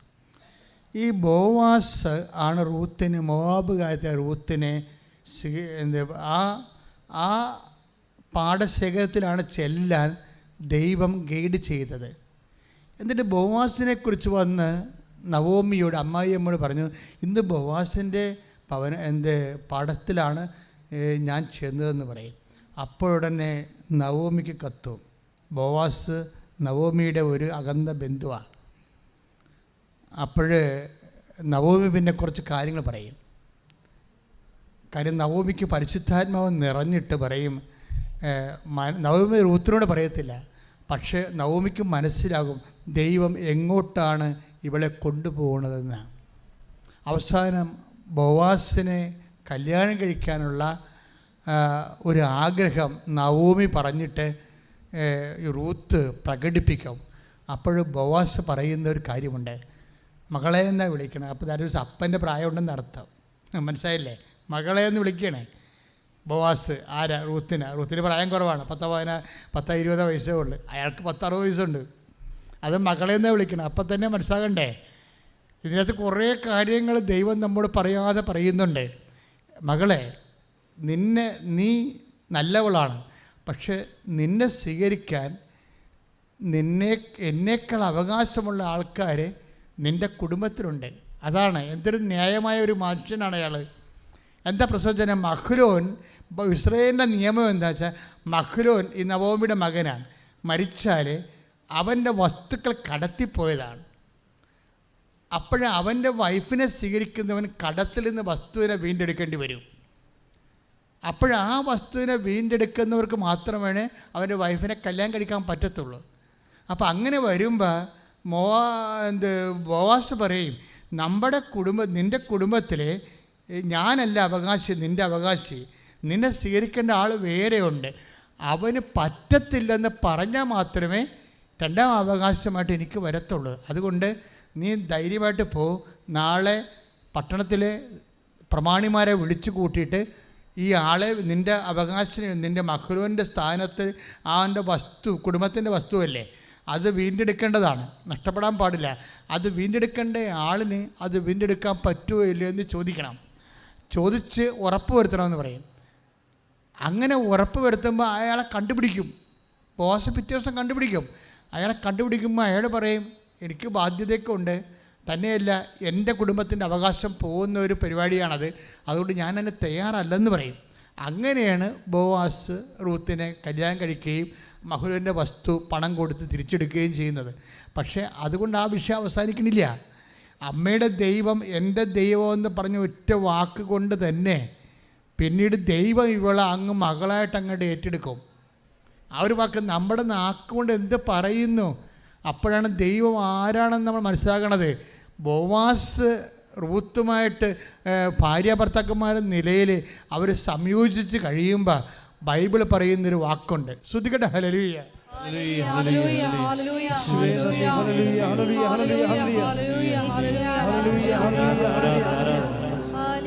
റൂത്ത് 4:13 ശ്രദ്ധിക്കട്ടെ. ഹല്ലേലൂയ. ബോവാസ് റൂത്തിനെ സ്വീകരിച്ചു. അവൾ അവന്റെ ഭാര്യയായി. അവൻ അവളെ പ്രാപിച്ചു. കർത്താവിന്റെ അനുഗ്രഹത്താൽ ഇതാണ് പ്രശ്നം. അവൾ ഗർഭിണിയായി ഒരു പുത്രനെ പ്രസവിച്ചു. ഇവർക്ക് 60 വയസ്സും 60 കൂടി വയസ്സും ഇവർക്ക് 16 വയസ്സുമാണ്. ഇവിടെ എന്താ പ്രശ്നം? കുട്ടികളുണ്ടാകാൻ സാധ്യതയില്ല. കുട്ടികളുണ്ടാകാൻ സാധ്യതയില്ലെന്നുണ്ടെങ്കിലും അമ്മയുടെ ദൈവം എൻ്റെ ദൈവം എന്ന് പറഞ്ഞില്ലേ, വിശ്വാസം പ്രഖ്യാപിച്ചില്ലേ. അതുകൊണ്ടാണ് റൂത്ത് 4:13 പറയണത്. അവൻ അവളെ പ്രാപിച്ചു. പക്ഷേ അതിൻ്റെ പേരിൽ സ്വാഭാവികമായിട്ടുണ്ടായ ജൈവശാസ്ത്രപ്രകാരമുള്ള ജഡിക സന്തതിയല്ല ജനിച്ചിരിക്കണത്. ആരാ ജനിച്ചിരിക്കണത്? കർത്താവിൻ്റെ അനുഗ്രഹത്താൽ. പറഞ്ഞേ, വായിച്ചോളൂ. കർത്താവിന്റെ അനുഗ്രഹത്താൽ അവൾ ഗർഭിണിയായി. കർത്താവിന്റെ അനുഗ്രഹത്താൽ അവൾ ഗർഭിണിയായി ഒരു പുത്രനെ പ്രസവിച്ചു. ഇവിടെ എന്താണ് ഇന്ന് 28-26 വയസ്സുള്ള ആൾക്കാർ എന്തുകൊണ്ടാണ് 26 വയസ്സ് ആയിട്ട് മക്കളില്ല? പേരെന്താണ്? ഉടമ്പടി എടുക്കുമ്പോൾ മക്കളുണ്ടാകണത്. ഇപ്പോൾ കഴിഞ്ഞ ദിവസത്തുള്ള സാക്ഷ്യം എന്താ? ഒറ്റ ലൈറ്റ് ക്യാൻഡിലാണ് 12 കൊല്ലം മക്കൾ കഴിഞ്ഞവർക്ക് ഒറ്റ ലൈറ്റ് ക്യാൻഡിലിന് എന്താണ് മക്കളുണ്ടാകണത്? അതെന്ന് വെച്ച് കഴിഞ്ഞാൽ നിങ്ങളുടെ പ്രായമോ, നിങ്ങൾക്ക് ബീജമുണ്ടോ, അണ്ടമുണ്ടോ, അല്ലെങ്കിൽ ഗർഭപാത്രം ചുരുങ്ങിയതാണോ വലുതാണോ, ഇതൊന്നും കർത്താവിന് പ്രശ്നമല്ല. നിങ്ങളുടെ പ്രായം കവിഞ്ഞവരാണ്, നിങ്ങളുടെ രണ്ടുപേരെയും പ്രായം കവിഞ്ഞതാണ്, ഇതൊന്നും വേദപുസ്തകം കാര്യമാക്കുന്നില്ല. കാര്യമാക്കണത് എന്താണ്? കർത്താവിൻ്റെ അനുഗ്രഹം നിങ്ങൾക്കുണ്ടോ? കർത്താവിൻ്റെ അനുഗ്രഹം ഉണ്ടാകണമെങ്കിൽ എന്ത് ചെയ്യണം? ദൈവത്തെ സ്നേഹിക്കണം. അമ്മയുടെ ദൈവം എൻ്റെ ദൈവം എന്ന് പറഞ്ഞ ഒരു മനസ്സില്ലേ, അതാണ് നിങ്ങളുടെ ദൈവത്തിൻ്റെ അനുഗ്രഹത്തിൻ്റെ അടിസ്ഥാനം. ശ്രദ്ധിക്കട്ടെ. ഹല്ലേലൂയ.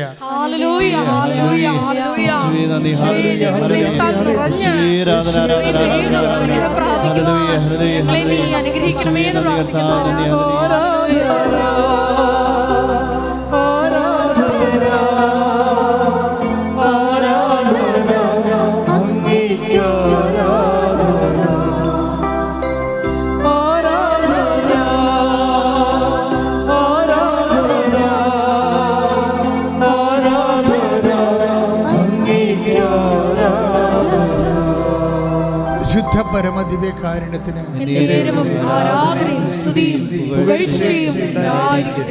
ഇതെന്താ പ്രോബ്ലം എന്ന് വെച്ച് കഴിഞ്ഞാൽ, ഇപ്പം നിങ്ങൾക്ക് അഹബ് എന്ന് പറയുന്ന ദൈവസ്നേഹത്തിലാണ് ഉടമ്പടിയുടെ 3 കാര്യങ്ങൾ നടക്കുന്നത്.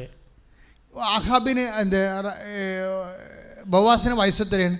60 മേൽ വയസ്സാണ്. റൂത്തിന് 20 വയസ്സാണ്. ഇവർക്ക് കുഞ്ഞുങ്ങളുണ്ടാകാനുള്ള സാധ്യത വളരെ കുറവാണ്. പക്ഷേ എങ്ങനെ കുഞ്ഞുങ്ങളുണ്ടാകണത്? റൂത്ത് 4:13 അനുസരിച്ചുകൊണ്ടാണ്. എന്തുകൊണ്ടാണ്? കർത്താവിൻ്റെ അനുഗ്രഹത്താൽ. അതിന് റൂത്ത് എന്തുകൊണ്ടാണ്? റൂത്തിന് ആ അനുഗ്രഹം കിട്ടാൻ കാര്യം എന്താണ്? ദൈവത്തോടുള്ള അവളുടെ സ്നേഹമാണ്. അപ്പോഴെന്താണ്? ബോവാസിന് 60 വയസ്സുണ്ട്, മെരിറ്റില്ല. അതാണ് സംഭവം. ഉടമ്പടിയുടെ മെയിൻ സബ്ജക്റ്റാണത്. ബോവാസിന് കുട്ടി ഉണ്ടാകാനുള്ള മെരിറ്റില്ല, പ്രായം കവിഞ്ഞ ആളാണ്. പക്ഷേ നോട്ട് ബൈ മെരിറ്റാണ് ഇത് വർക്ക് ചെയ്യേണ്ടത്, ബട്ട് ബൈ ഗ്രേസ്. അതാണ് കർത്താവിൻ്റെ അനുഗ്രഹത്താൽ. അതാണ് 2-3 കൈയടിച്ച് കർത്താവിനെ ശ്രദ്ധിക്കട്ടെ.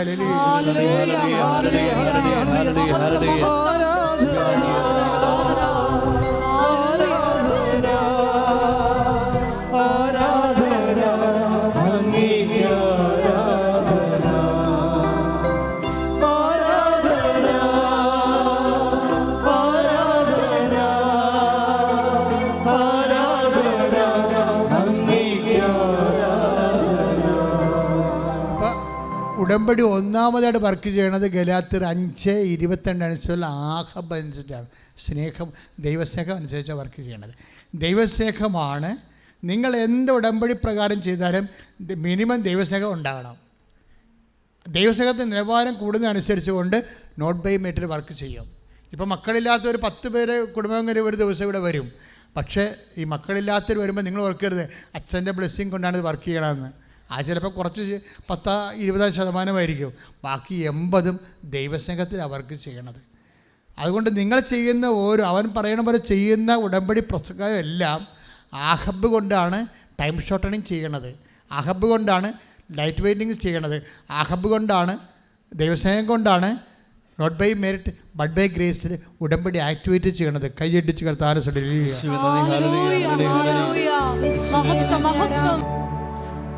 എല്ലാവരും എഴുന്നേൽക്കുക, എല്ലാവരും എഴുന്നേൽക്കുക. രോഗസൗഖ്യ പ്രാർത്ഥനയുടെ സമയമാണ്.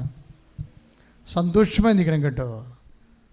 നിങ്ങളെ സാക്ഷ്യങ്ങൾ കേട്ടാൽ മനസ്സിലാകുമല്ലോ. ഈ സമയത്ത് കർത്താവ് ഒത്തിരി പേരെ സുഖപ്പെടുത്തുന്ന എല്ലാവരും വന്ന് സാക്ഷ്യം പറയും. ഇവിടെ മാത്രമല്ല, ഓൺലൈനിൽ വിവിധ ഭൂഖണ്ഡങ്ങളിൽ താമസിക്കുന്നവരെ പോലും ഈ സമയത്ത് കർത്താവ് സുഖപ്പെടുത്തും. അതുകൊണ്ട് സന്തോഷമായി വേണം നിൽക്കാൻ.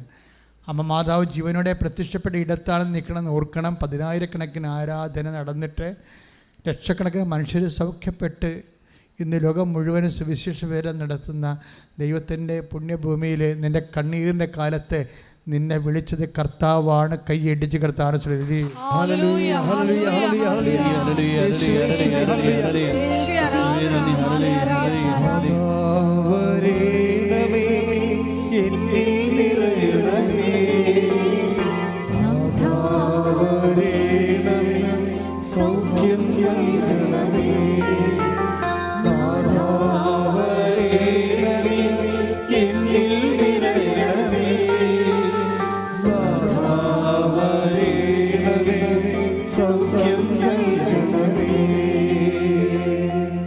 എൻ്റെ പ്രിയപ്പെട്ടവരെ, ഉദരവേദന ഉള്ളവർ സന്തോഷത്തോടെ ഉദരത്ത് കൈവെക്കുക.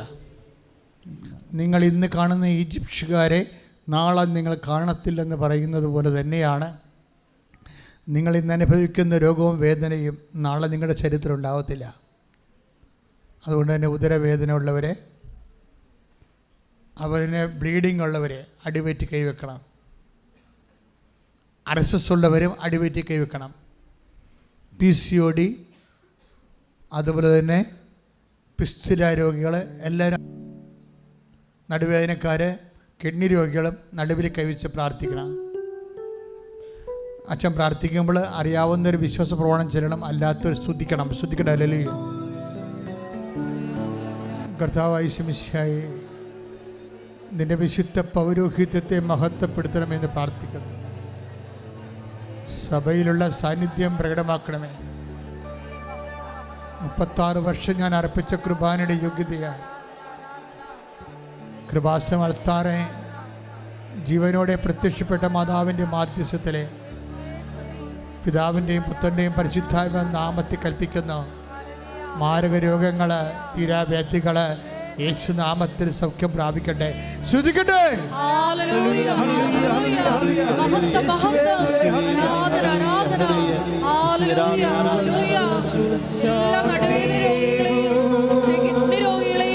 സമർപ്പിച്ചു പ്രാർത്ഥിക്കുന്നു. സാക്ഷികളായി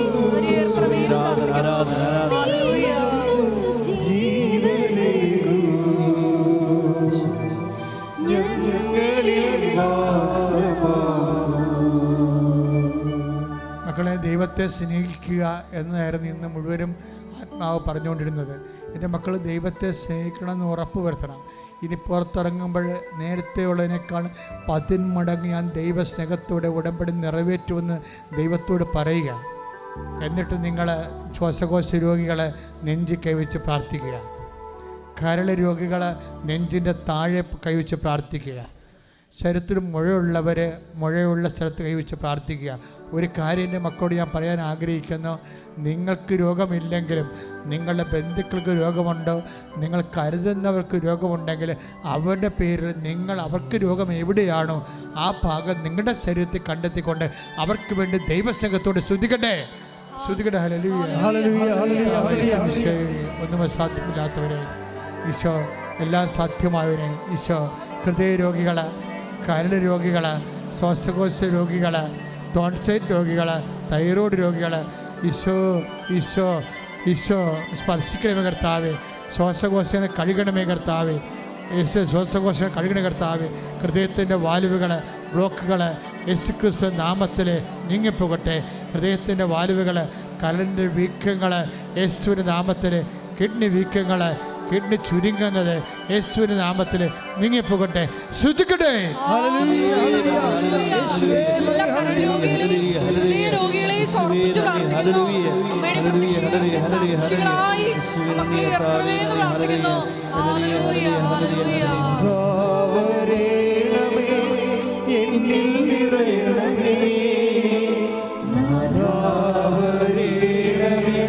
സൗഖ്യം നൽകണമേ,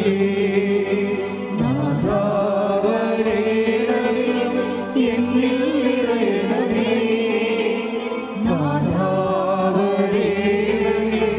സൗഖ്യം നൽകണമേ. മക്കളെ, ശിരസിൻ്റെ രോഗികളെ ശ്രദ്ധിക്കുക. നിങ്ങൾ തന്നെയല്ല കേട്ടോ, നിങ്ങളുടെ ബന്ധുക്കൾക്ക് വേണ്ടിയും പ്രാർത്ഥിക്കണം. എന്നിട്ട് സാക്ഷ്യം പറഞ്ഞ് ദൈവത്തെ മഹത്വപ്പെടുത്തിക്കളാന്ന് മുൻകൂർ പറഞ്ഞുള്ളൂ.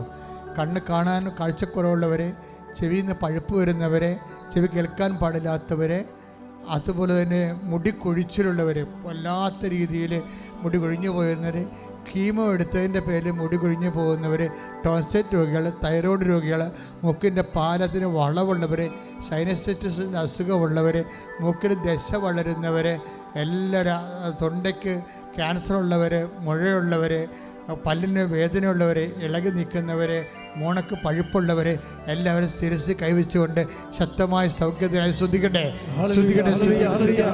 എൻ്റെ കർത്താവേ, നിൻ്റെ വിശുദ്ധമായ പൗരോഹിത്യത്തെ മഹത്വപ്പെടുത്തുന്ന പ്രാർത്ഥിക്കുന്ന കർത്താവേ, സഭയിലുള്ള സാന്നിധ്യം പ്രകടമാക്കണം പ്രാർത്ഥിക്കുന്നു.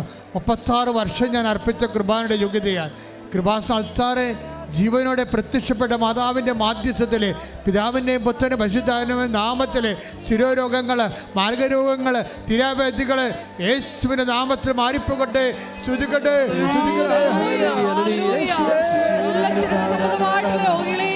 സമർപ്പിച്ച് പ്രാർത്ഥിക്കുന്നു.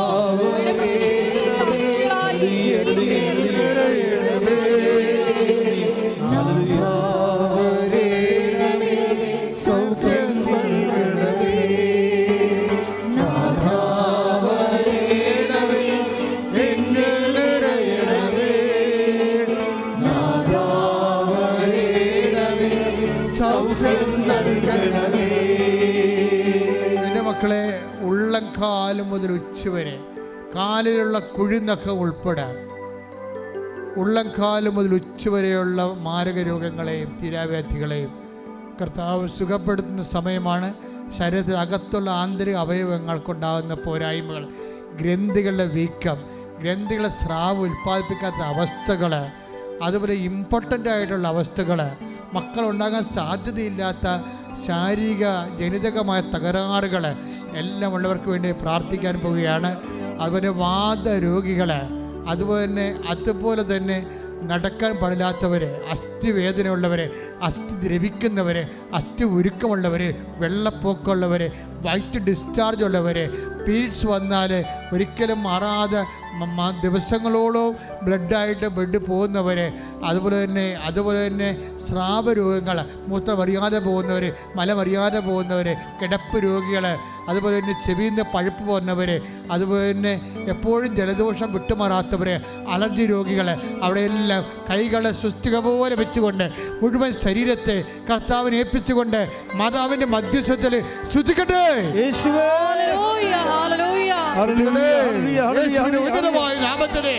യേശുവിന്റെ ഉന്നതമായ നാമത്തില്, സഭയുടെ അധികാരത്തില്, കുരിശിന്റെ അടയാളത്തില്, ദൈവനാമത്തില് സൗഖ്യം പ്രാപിക്കട്ടെ.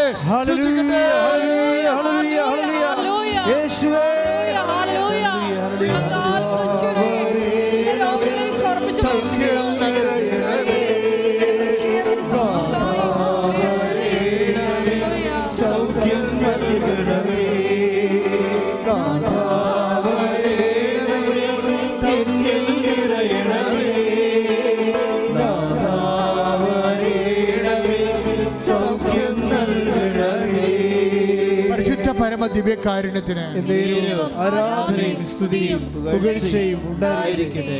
എൻ്റെ പ്രിയപ്പെട്ടവരെ, ഇനി പ്രാർത്ഥിക്കാൻ പോകുന്ന ജീവിത ആവശ്യങ്ങൾക്ക് വേണ്ടിയാണ് പ്രാർത്ഥിക്കുന്നത്. ജോലിയില്ലാത്തവരെ, ജപ്തി നടപടി നേരിടുന്നവരെ, പരീക്ഷ എഴുതാൻ പോകുന്ന മക്കള്, പ്രത്യേകിച്ച് SLC പരീക്ഷയ്ക്ക് വേണ്ടി ഒരുങ്ങിക്കൊണ്ടിരിക്കുന്ന മക്കള്, പ്രൊഫഷണൽ പരീക്ഷയ്ക്ക് വേണ്ടി ഒരുങ്ങിക്കൊണ്ടിരിക്കുന്ന മക്കള്, മത്സര പരീക്ഷയ്ക്ക് വേണ്ടി ഒരുങ്ങിക്കൊണ്ടിരിക്കുന്ന മക്കളെ, അവർക്കെല്ലാം വേണ്ടി പ്രാർത്ഥിക്കുന്ന സമയമാണ്. വിവാഹം ഒത്തുവരാത്തവരെ, വീടില്ലാത്തവരെ, വിദേശ ജോലിക്ക് വേണ്ടി ഓഫർ ലെറ്റർ വരികയും കറസ്പോണ്ടിങ്ങിൽ ഇരിക്കുന്നവരും പണം കൊടുത്തിട്ട് വിസ ലഭിക്കാതിരിക്കുന്നവർക്ക് വേണ്ടി പ്രാർത്ഥിക്കുന്ന സമയമാണ്.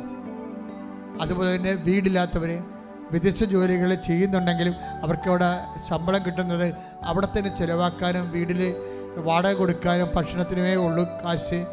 വീട്ടിലെ കടങ്ങൾ മാറാൻ പറ്റുന്നില്ല, ജോലി ഒഴിയണോ, പുതിയ ജോലി കിട്ടുമോ എന്നറിയാൻ പാടില്ലാതെ വിഷമിക്കുന്നവരുണ്ട്. അതുപോലെ ജയിലിൽ കിടക്കുന്നവരുണ്ട്, വിദേശത്തും സ്വദേശത്തും. പോസ്കോ കേസിൽ പെട്ടവരുണ്ട്. ഇങ്ങനെയുള്ള എല്ലാ വിഷയങ്ങളും തെറ്റായ രീതിയിൽ ഒത്തിരി പേര് പോസ്കോ കേസിൽ പെട്ടിരുന്നുണ്ട്. ഒത്തിരിയേറെ പേര് കണ്ണീര് ഇവിടെ വരും. ചില മരുമക്കളൊക്കെ അങ്ങനെ ചെയ്യുന്നുണ്ട്. അമ്മായിയപ്പന്മാരെ, മക്കളോടുള്ള അമ്മായിയമ്മയോടുള്ള വൈരാഗ്യം കാരണം മരുമക്കളെ അമ്മായിയപ്പന്മാരെ പോസ്കോ കേസിൽ പെടുത്തും. നിങ്ങൾ ഓർക്കേണ്ട ഒരു കാര്യമുണ്ട്, നിങ്ങൾക്ക് ദൈവം ഇല്ലെന്നുള്ള ധാരണയിലാണ് ഇങ്ങനെയുള്ള പണിയെല്ലാം ചെയ്യണത് നിങ്ങൾ. പക്ഷെ ദൈവം ഉണ്ടോ എന്നുള്ളത് നിങ്ങൾ മരിക്കണമെന്ന് അറിയേണ്ടി വരും. ഒന്നുറങ്ങിയാൽ നേരം വെളുക്കത്തില്ല. അത് ദൈവത്തെ നിരക്കാത്തത് ആര് ചെയ്താലും നീ ഇവിടെ വെച്ച് തന്നെ അത് വീട്ടിൽ തീർക്കേണ്ടി വരും. ഒരു സംശയമില്ല കാര്യത്തിൽ. നിൻ്റെ അന്ത്യം ഇന്നത്തോടുകൂടി തുടങ്ങാൻ പോവുകയാണ്. മര്യാദക്ക് മാനസാന്തരപ്പെട്ട് കർത്താവിൽ വിശ്വസിച്ചുകൊണ്ട് തെറ്റിൽ നിന്ന് തിരിഞ്ഞു പോകണം. തെറ്റായിട്ടാണ് നീ കേസ് കൊടുത്തിരിക്കുന്നത്, നീ കേസ് പിൻവലിക്കണം. നാണം കെട്ട് പിൻവലിക്കണം. എന്താ കാര്യം വെച്ച് കഴിഞ്ഞാൽ നീ തെറ്റ് ചെയ്ത വ്യക്തിയാണ്. വലിയ നാണം കടൽ നിനക്ക് വരാൻ പോകുന്നുണ്ട്. അത് ഉണ്ടാക്കാതിരിക്കാനാണ് ഇപ്പോഴിത് പറയണത്. ഇതൊരു അവസരമാണ്. ആ മാനസാന്തരം എപ്പോഴും അവസരമായിരിക്കും, പ്രത്യേകിച്ച് നോൻപ് കാലത്ത്. ശ്രദ്ധിക്കട്ടെ. കർത്താവേ, എൻ്റെ മക്കൾക്ക് വേണ്ടി പ്രാർത്ഥിക്കുന്ന കർത്താവേ, എല്ലാവർക്കും വേണ്ടി പ്രാർത്ഥിക്കുന്ന കർത്താവ്. വീടില്ലാത്തവര്, ജോലിയില്ലാത്തവര്, കേസ് അകപ്പെട്ടിരിക്കുന്നവര്, പല തരത്തിലുള്ള വേദനകളിൽ അകപ്പെട്ടിരിക്കുന്നവര്, കണ്ണീരോടെ പ്രാർത്ഥിക്കുന്ന കർത്താവേ.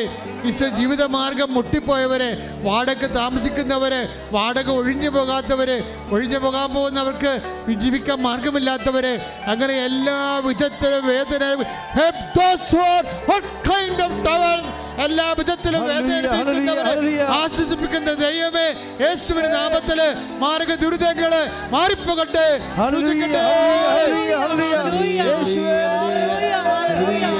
എല്ലാ ജീവിത ദുരിതങ്ങളെയും സമർപ്പിച്ച് പ്രാർത്ഥിക്കുന്നു. എല്ലാവരെയും സാക്ഷിയായി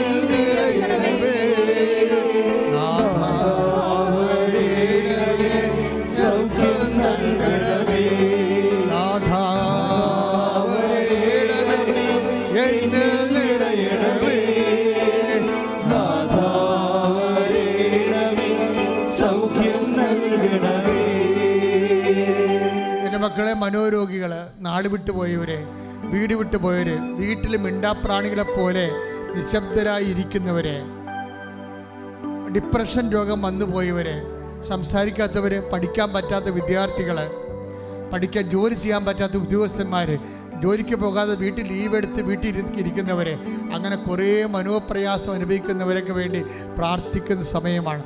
ദൈവം അവരെ ഏറ്റെടുക്കുന്നതിന് വേണ്ടി ഈ നിമിഷം പരിശുദ്ധ അമ്മ ജീവനോടെ പ്രത്യക്ഷപ്പെട്ട ഈ സ്ഥലത്ത് നിന്ന് അമ്മയുടെ മാധ്യസ്ഥത്താൽ നിങ്ങളുടെ വേദനകൾ ദൈവം ഏറ്റെടുക്കുന്ന, ഇവിടെ പ്രാർത്ഥിക്കുന്നവരും ഓൺലൈനിൽ എപ്പോഴെല്ലാം നിങ്ങൾ പ്രാർത്ഥിക്കുന്നുവോ അപ്പോഴെല്ലാം ദൈവത്തിൻ്റെ കരുണ നിങ്ങളെ സ്പർശിക്കുമെന്നുള്ള ഉറപ്പ് പറഞ്ഞുകൊണ്ട് ദൈവത്തിൻ്റെ നാമത്തിൽ പ്രാർത്ഥിക്കുന്ന മാർഗരോഗികൾ, ഓട്ടിസം രോഗികൾ, എപ്പിലെപ്സി രോഗികൾ, അലർജി രോഗികൾ, എല്ലാ തരത്തിലുള്ള മനോവേദന അനുഭവിക്കുന്നവർ, ജീവിത വ്യാപാരം അനുഭവിക്കുന്നവർ, ജീവിത മാർഗമില്ലാത്തവർ, സാമ്പത്തിക കടങ്ങൾ വന്നുപോയവർ, ജപ്തി നടപടിക്കാർ, യേശു ക്രിസ്തുവിന്റെ നാമത്തിൽ അവരുടെ ജീവിത ദുരിതങ്ങൾ വിട്ടു മാറട്ടെ. ശ്രദ്ധിക്കട്ടെ.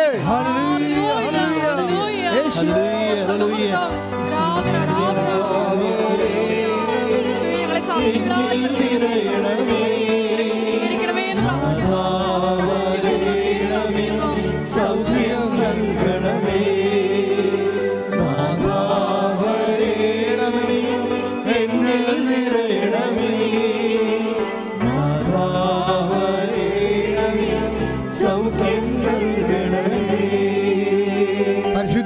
ദിവ്യകാരുണ്യത്തിന് ആരാധനയും സ്തുതിയും പുകഴ്ചയും ഉണ്ടായിരിക്കട്ടെ. പരിശുദ്ധ പരമ ദിവ്യകാരുണ്യത്തിന് ആരാധനയും സ്തുതിയും പുകഴ്ചയും ഉണ്ടായിരിക്കട്ടെ. മക്കളെ, വരുമാന മാർഗം മുട്ടിപ്പോയവര്, വരുമാന മാർഗം ഇല്ലാത്തവര്, അങ്ങനെ എല്ലാ മക്കൾക്കും വേണ്ടി പ്രാർത്ഥിക്കുന്ന സമയമാണ്. സാമ്പത്തികമായ വലിയ ബാധ്യതകളെ നമുക്ക് കിട്ടാനുള്ളതിനേക്കാൾ കൊടുക്കാനുള്ള അവസ്ഥയിൽ പൊറുതിമുട്ടി ജീവിക്കുന്നവർ, അതുപോലെ തന്നെ ഉറക്കമില്ലാത്തവർ, പ്രഷർ രോഗികൾ, വിവാഹ തടസ്സമുള്ളവർ, അതുപോലെ തന്നെ ജോലി തടസ്സമുള്ളവർ, അതുപോലെ തന്നെ വ്യത്യസ്തങ്ങളായ രീതികളിൽ വൈരാഗ്യത്തിലും വിദ്വേഷത്തിലും വെറുപ്പിലും ഇരിക്കുന്നവർ, എല്ലാവരുടെ മേലും ദൈവത്തിൻ്റെ കൃപ ചൊരിയാൻ വേണ്ടി ശ്രുതിക്കട്ടെ. ഹല്ലേലൂയ, ഹല്ലേലൂയ, ഹല്ലേലൂയ, ഹല്ലേലൂയ. യേശുവേ നന്ദി. ഹല്ലേലൂയ, ലോകാരൂപിയാൽ നയിക്കപ്പെടുന്ന എല്ലാ തിന്മകളെയും നീ മാറ്റണമേ എന്ന് പ്രാർത്ഥിക്കുന്നു. നിന്റെ ആത്മാവിനാൽ നിങ്ങളെ അഭിഷേകം ചെയ്യണമേ എന്ന് പ്രാർത്ഥിക്കുന്നു. Hallelujah, hallelujah. മഹത്വം, മഹത്വം, ആരാധന, ആരാധന. ഹല്ലേലൂയ. മൗനമായി പ്രാർത്ഥിക്കുക. എന്തെങ്കിലും വിഷയം അച്ഛൻ വിട്ടു പോയിട്ടുണ്ടെങ്കിൽ ഇപ്പോൾ മൗനമായി പ്രാർത്ഥിച്ച് ദൈവതിരുസന് സമർപ്പിക്കേണ്ട സമയമാണ്. ഇപ്പം എന്തെങ്കിലും അകപ്പെട്ടു പോയവർക്ക് വേണ്ടി പ്രാർത്ഥിക്കുക.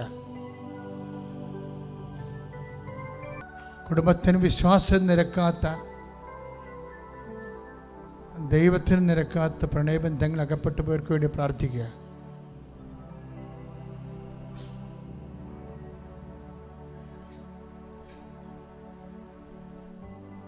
നിറച്ച കടങ്ങളുണ്ടെങ്കിൽ അത്രയും വേഗം പൂർത്തിയാക്കാൻ വേണ്ടി തീരുമാനമെടുത്ത് പ്രാർത്ഥിക്കുക. ക്യാൻസർ രോഗികൾക്ക് വേണ്ടി പ്രാർത്ഥിക്കണം. പ്രത്യേകിച്ച് ബ്രസ്റ്റ് ക്യാൻസറിന് സുഖപ്പെടുന്ന സന്ദേശമുണ്ട്. രോഗം അതുപോലെ തന്നെ രക്തസ്രാവ രോഗികളെ സുഖപ്പെടുത്തുന്ന സന്ദേശമുണ്ട്. ശ്വാസകോശ രോഗികളെ കർത്താവ് കൈവച്ച് സ്പർശിച്ച് പ്രാർത്ഥിക്കുന്ന സന്ദേശമുണ്ട്.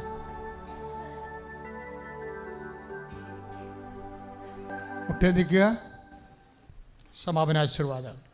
ഉടമ്പടിയിൽ സമർപ്പിച്ചിട്ടുള്ള എല്ലാ വിഷയങ്ങളുടെയും മേലും പരിശുദ്ധ അമ്മയുടെ പ്രത്യേക മധ്യസ്ഥതയാൽ ഞങ്ങളെല്ലാവരെയും സാക്ഷികളായി ഉയർത്തണമേ എന്ന് പ്രാർത്ഥിച്ചുകൊണ്ട് നമുക്ക് ശിരസ് നമിച്ച് ദിവ്യകാരുണ്യനാഥൻ്റെ ആശീർവാദം സ്വീകരിക്കാം.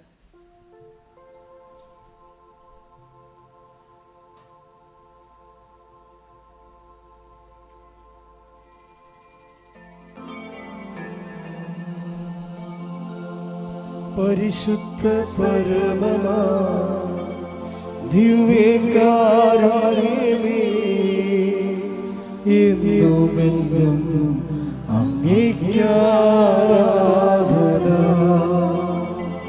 പരിശുദ്ധ പരമമാ ദിവ്യകാരുണ്യമേ,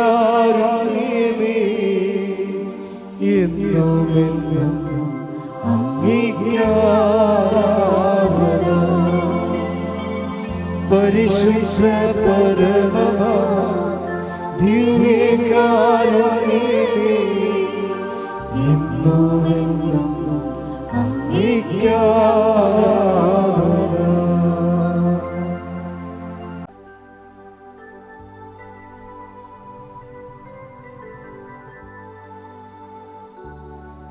ഇരിക്കുക.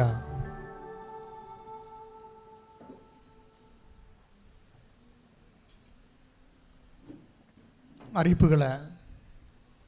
എല്ലാ ദിവസവും ഉടമ്പടി എടുക്കുവാനും പുതുക്കുവാനും സാക്ഷ്യം പറയുവാനും അവസരമുണ്ടാകും. ഉടമ്പടി ഒന്നാമത്തെ ബാച്ച് 7 മണിക്കാണ് തുടങ്ങുന്നത്. ഉടമ്പടി പുതുക്കാനുള്ളവരെ ഒന്നാമത്തെ നിരയിലും പുതുതായിട്ട് ഉടമ്പടി എടുക്കാനുള്ളവർ രണ്ടാമത്തെ നിരയിലുമാണ് പോകേണ്ടത്. ഉടമ്പടി രണ്ടാമത്തെ ബാച്ച് 10:30 മണിക്കാണ്. ഉടമ്പടി മൂന്നാമത്തെ ബാച്ച് ഉച്ചയ്ക്ക് 2 മണിക്ക്. 2 മണി കഴിഞ്ഞാൽ പിന്നെ ഉടമ്പടി പിന്നെ ഒരു ബാച്ചില്ല. കാരണം 2 മണിക്ക് ഉടമ്പടിക്ക് പ്രോസസ്സിങ്ങിന് കയറുന്നവർ ഇവിടുന്ന് പോണത് 5:30 മണിക്കാണ്. ചിലപ്പോൾ 6 മണിയുമാകും. അതുകൊണ്ടാണ് പിന്നീട് ബാച്ച് വെക്കാത്തതിൻ്റെ കാര്യം.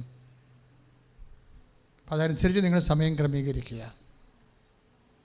അച്ഛനെ കാണാൻ ആഗ്രഹിക്കുന്നവർ 9447285400 നേരത്തെ വിളിച്ച് എപ്പോഴാണ് കിട്ടുന്നത് അപ്പോൾ വിളിച്ച് അച്ഛനുണ്ടോ ഇല്ലെന്ന് ഉറപ്പ് വരുത്തേണ്ടതാണ്. അച്ഛൻ കാണാൻ ആഗ്രഹിക്കുന്നവർ ആ വിഷയം എന്താണെന്നുള്ളതിനെക്കുറിച്ചുള്ള രേഖ കൈ കരുതണം. ഉദാഹരണത്തിന് മക്കളില്ല എന്നുണ്ടെങ്കിൽ അതിൻ്റെ ട്രീറ്റ്മെൻറ്റ് നടത്തുന്ന രേഖ, പരീക്ഷയാണെങ്കിൽ ഹോൾ ടിക്കറ്റ്. പരീക്ഷ എന്ന് പറയുമ്പോൾ പ്രൊഫഷണൽസിൻ്റെ പരീക്ഷയാണ് ഉദ്ദേശിക്കുന്നത്.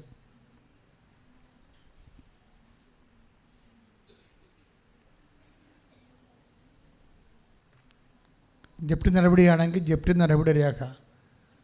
ജപ്തി നടപടി എന്നത് ബാങ്ക് നോട്ടീസല്ല കേട്ടോ. ജപ്തി ചെയ്യുമെന്ന് പറഞ്ഞാൽ ഭീഷണിപ്പെടുത്തിക്കൊണ്ടുള്ള നോട്ടീസല്ല ഉദ്ദേശിക്കുന്നത്. അങ്ങനെ എല്ലാവരും കിട്ടുന്നുണ്ട്. അതല്ല, ജപ്തി നോട്ടീസ് എന്ന് പറയുന്നത് ജപ്തി ഇത്രാം തീയതി നിശ്ചയിച്ചെന്ന് പറഞ്ഞുള്ള നോട്ടീസാണ്. ആ നോട്ടീസ് കാണിക്കണം ഓഫീസിൽ. അപ്പം ചീട്ട് കിട്ടുക. എപ്പോഴും ശ്രദ്ധിക്കേണ്ടത് കാര്യം, ഓരോ വിഷയത്തിനും ഓരോ ചീട്ടാണ്. അല്ല, ഒരു ചീട്ട് എടുത്തിട്ട് എല്ലാം വിഷയവും പറയാൻ പറ്റത്തില്ല. സീരിയസ് വിഷയവും പറയാൻ പറ്റത്തുള്ളൂ. പറയാൻ പറ്റത്തില്ല. ആ ചീട്ട് എഴുതിയിട്ടുണ്ടാവും.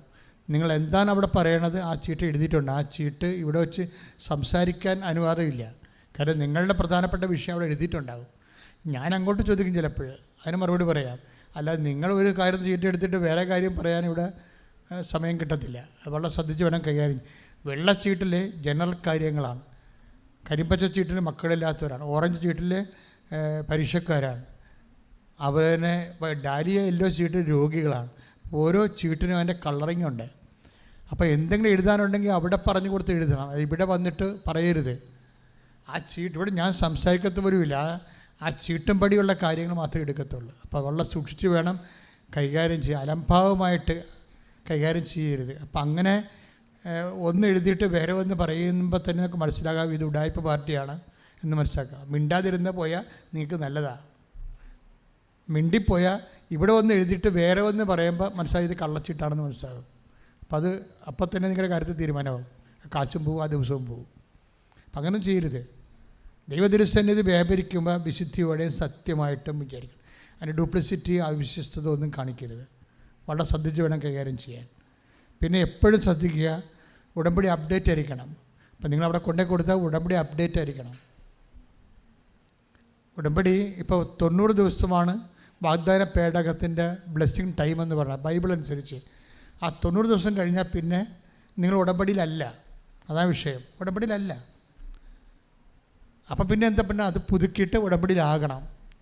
അത് നിർബന്ധമുണ്ടെങ്കിൽ മാത്രം ചെയ്താൽ മതി. അത്ര സീരിയസ് വിഷയം ഉണ്ടെങ്കിൽ മാത്രം പുതുക്കിയാൽ മതി. അത് പുതുക്കണം നിർബന്ധമില്ല. പക്ഷേ സീരിയസ് വിഷയമാണ് ഉള്ളതെങ്കിൽ നിങ്ങൾക്ക് പുതുക്കാവുന്നതാണ്. പുതുക്കാനുള്ള അവസരമുണ്ട്. ഞങ്ങൾ നിങ്ങളെ പുതുക്കണമെന്നല്ല പറയണത്, പുതുക്കാനുള്ള അവസരം ഇവിടെ ഉണ്ടെന്നാണ് പറയണത്. ശ്രദ്ധിക്കുക.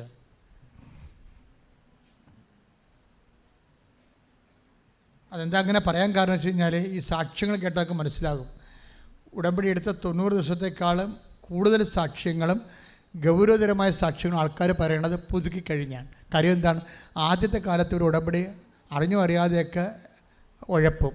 പിന്നെയാണ് ഇവർക്ക് സാക്ഷ്യം കേട്ടും വചനം കേട്ടുമൊക്കെ 1 മാസത്തെ 3 ധ്യാനങ്ങൾ കൂടി വരുമ്പോഴാണ് ഉടമ്പടിയെക്കുറിച്ച് ഇവർക്ക് കൃത്യമായ ഐഡിയ കിട്ടുന്നത്.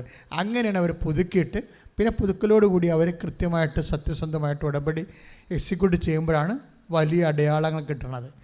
എപ്പോഴും നമ്മൾ ശ്രദ്ധിക്കേണ്ടത്, നിങ്ങൾ ചെയ്യേണ്ട ഒരു വിഷയം ഉടമ്പടി ധ്യാനം കൂടുക മാത്രമല്ല, നിങ്ങൾ ദൈവത്തോട് പറഞ്ഞിരിക്കുന്നത് കർത്താവിനെ അറിയാത്തവരെ അറിയിക്കാമെന്നും അറിഞ്ഞവരെ ആഴപ്പെടുത്താവുന്നതാണ്. അപ്പോൾ ഷെയറിങ് മസ്റ്റായിട്ട് വേണം. അതുകൊണ്ട് തന്നെ നിങ്ങൾ സാക്ഷ്യമായാലും അതുപോലെ തന്നെ ഉടമ്പടി ധ്യാനമായാലും നിങ്ങൾ കൂടിയ ഉടനെ ഷെയർ ചെയ്യണം. എല്ലാ ചൊവ്വാഴ്ചയുമാണ് ഉടമ്പടി അപ്പ് ചെയ്യണത്. സാക്ഷ്യം എല്ലാ ദിവസവും ഉണ്ടാകും. 11 മണിക്കും വൈകുന്നേരം 5 മണിക്കും 2 സമയത്താണ് സാക്ഷ്യം അപ്പ് ചെയ്യണത്. അപ്പം തന്നെ കണ്ട് അപ്പം തന്നെ ഷെയർ ചെയ്ത്, അപ്പോൾ എന്താ വെച്ചാൽ ദൈവത്തിനെ അറിയാത്തവരെ അറിയിക്കുമ്പോൾ നിങ്ങൾ ദൈവവേലക്കാരാണെന്ന് ദൈവത്തെ മനസ്സിലായാൽ തീർച്ചയായിട്ടും അമ്മയുടെ ദൈവം എൻ്റെ ദൈവം എന്ന് പറഞ്ഞാൽ ബ്രൂത്തിന് കിട്ടിയ അനുഗ്രഹങ്ങളാണ് ഇന്നത്തെ ഏറ്റവും വലിയ സന്ദേശം. അത് നിങ്ങളുടെ ജീവിതത്തിൽ സംഭവിക്കും. പിന്നെ രോഗികളായിട്ടൊക്കെ വരുന്ന ആൾക്കാരെ നിങ്ങൾക്ക് ആനുകൂല്യങ്ങളൊന്നുമില്ല. രോഗികളെന്ന് പറഞ്ഞാൽ ആനുകൂല്യമല്ല. അല്ല, എന്താ വെച്ചാൽ പ്രശ്നം വെച്ചാൽ ഭാര്യയെ കൊണ്ട് ഉടമ്പടി എടുപ്പിക്കും. ഭർത്താവ് വന്ന് രോഗിയാകും, അപ്പോൾ രോഗിയായിട്ട് പ്രാർത്ഥിക്കും. അപ്പം നിങ്ങളോർക്കും ഭാര്യ ചെയ്യുന്നുണ്ടല്ലോ എന്ന് വിചാരിക്കും. അങ്ങനെയല്ല. നിങ്ങൾ രോഗിയാണെങ്കിൽ നിങ്ങളെ ഭക്ഷണം കഴിക്കുന്നുണ്ടല്ലോ, ഇല്ലേ? അത്ര പ്രാവശ്യം യാത്ര ചെയ്യുന്നുണ്ട്. അപ്പം അങ്ങനെയുള്ളവർ ആ ഉടമ്പടി ഉത്തരവാദിത്തം കൂടി ചെയ്തേക്കണം. കിടപ്പ് രോഗികൾക്ക് മാത്രമേ ഉടമ്പടിയിൽ നിന്ന് റിലീവിങ് ഉള്ളൂ. നടപ്പ് രോഗികൾക്കൊന്നുമില്ല. അപ്പോൾ എന്താ വെച്ച് കഴിഞ്ഞാൽ ഭാര്യയെ കൊണ്ട് ഉടമ്പടി എടുത്തിട്ട് നിങ്ങൾ കയ്യും കെട്ടിയിരുന്നിട്ട് ദൈവത്തിന് അനുഗ്രഹം അടിച്ചു മാറ്റാവുന്ന രോഗികളാരും ധരിക്കരുത്. ദൈവം സത്യസന്ധനായത് കാരണം ആദ്യകാലങ്ങളിൽ ദൈവം കരുണ കാണിക്കും. പക്ഷെ നിങ്ങളുടെ കയ്യിരിപ്പ് മോശമാണെങ്കിൽ നിങ്ങൾക്ക് തന്നത് തന്നെ തിരിച്ചെടുക്കാനുള്ള സാധ്യതയുണ്ട്. ബൈബിൾ എത്രയോ പ്രാവശ്യമാണ് തിരിച്ചെടുത്തിരിക്കുന്ന കൃപ. അപ്പോൾ അതിങ്ങനെ ദൈവത്തോട് ഇടപെടുമ്പോൾ വളരെ സൂക്ഷ്മതയോട് വീണ് ഇടപെടാൻ. ഞാൻ വളരെ സീരിയസ് ആയിട്ട് ഈ വിഷയം സംസാരിക്കണത് എന്താ വെച്ചാൽ, ചില ആൾക്കാർക്ക് ഇപ്പം തന്നെ നിങ്ങളുടെ പരീക്ഷക്കാർ അമ്മയെ കൊണ്ട് ഉടമ്പടി എടുത്തിട്ട് ഹോൾ ടിക്കറ്റ് കൊണ്ടുവന്ന മകളാണ്. പക്ഷേ എന്ത് ചെയ്യും, അമ്മയെ ഇവിടെ കൊണ്ടു നിർത്തി അമ്മയെ ഇവിടെ കാണണം. എനിക്ക് അമ്മയെ കണ്ടിട്ട് അമ്മയും വിളിച്ചെടുത്ത് മകളെയും വെച്ച് നിർത്തിയിട്ട് അമ്മയെടുത്ത ഉടമ്പടി മകളെ കൊണ്ട് ചെയ്യിക്കാമെന്ന് എൻ്റെ മുമ്പിൽ നിന്ന് മകൾ ഏൽക്കണം. അപ്പോഴാണ് മകൾ ഉടമ്പടിയുടെ ഭാഗമാകണത്. അല്ല നിങ്ങളെ കൈനനയാതെ മീൻ പിടിക്കാവുന്ന ഒന്നും ധരിച്ച് ആലപ്പുഴ പറഞ്ഞിട്ട് ഒരു കഥയുമില്ല. ഇത് ഉടമ്പടി റിലേഷനാണ്. അപ്പം നമ്മൾ അങ്ങോട്ട് ചെയ്താൽ മാത്രമേ ഇങ്ങോട്ട് കിട്ടത്തുള്ളൂ. അതാണ് ഉടമ്പടി എന്ന് പറയണത്. അപ്പം അതുകൊണ്ട് വളരെ ശ്രദ്ധിച്ച് വേണം ഈ വിഷയം കൈകാര്യം ചെയ്യാൻ. തന്നെയല്ല, നിങ്ങളെപ്പോഴും ചെയ്യേണ്ടത് ബുദ്ധിമുട്ടുള്ള കാര്യങ്ങൾ ഏറ്റവും ആദ്യം ഭംഗിയായിട്ട് ചെയ്യണം.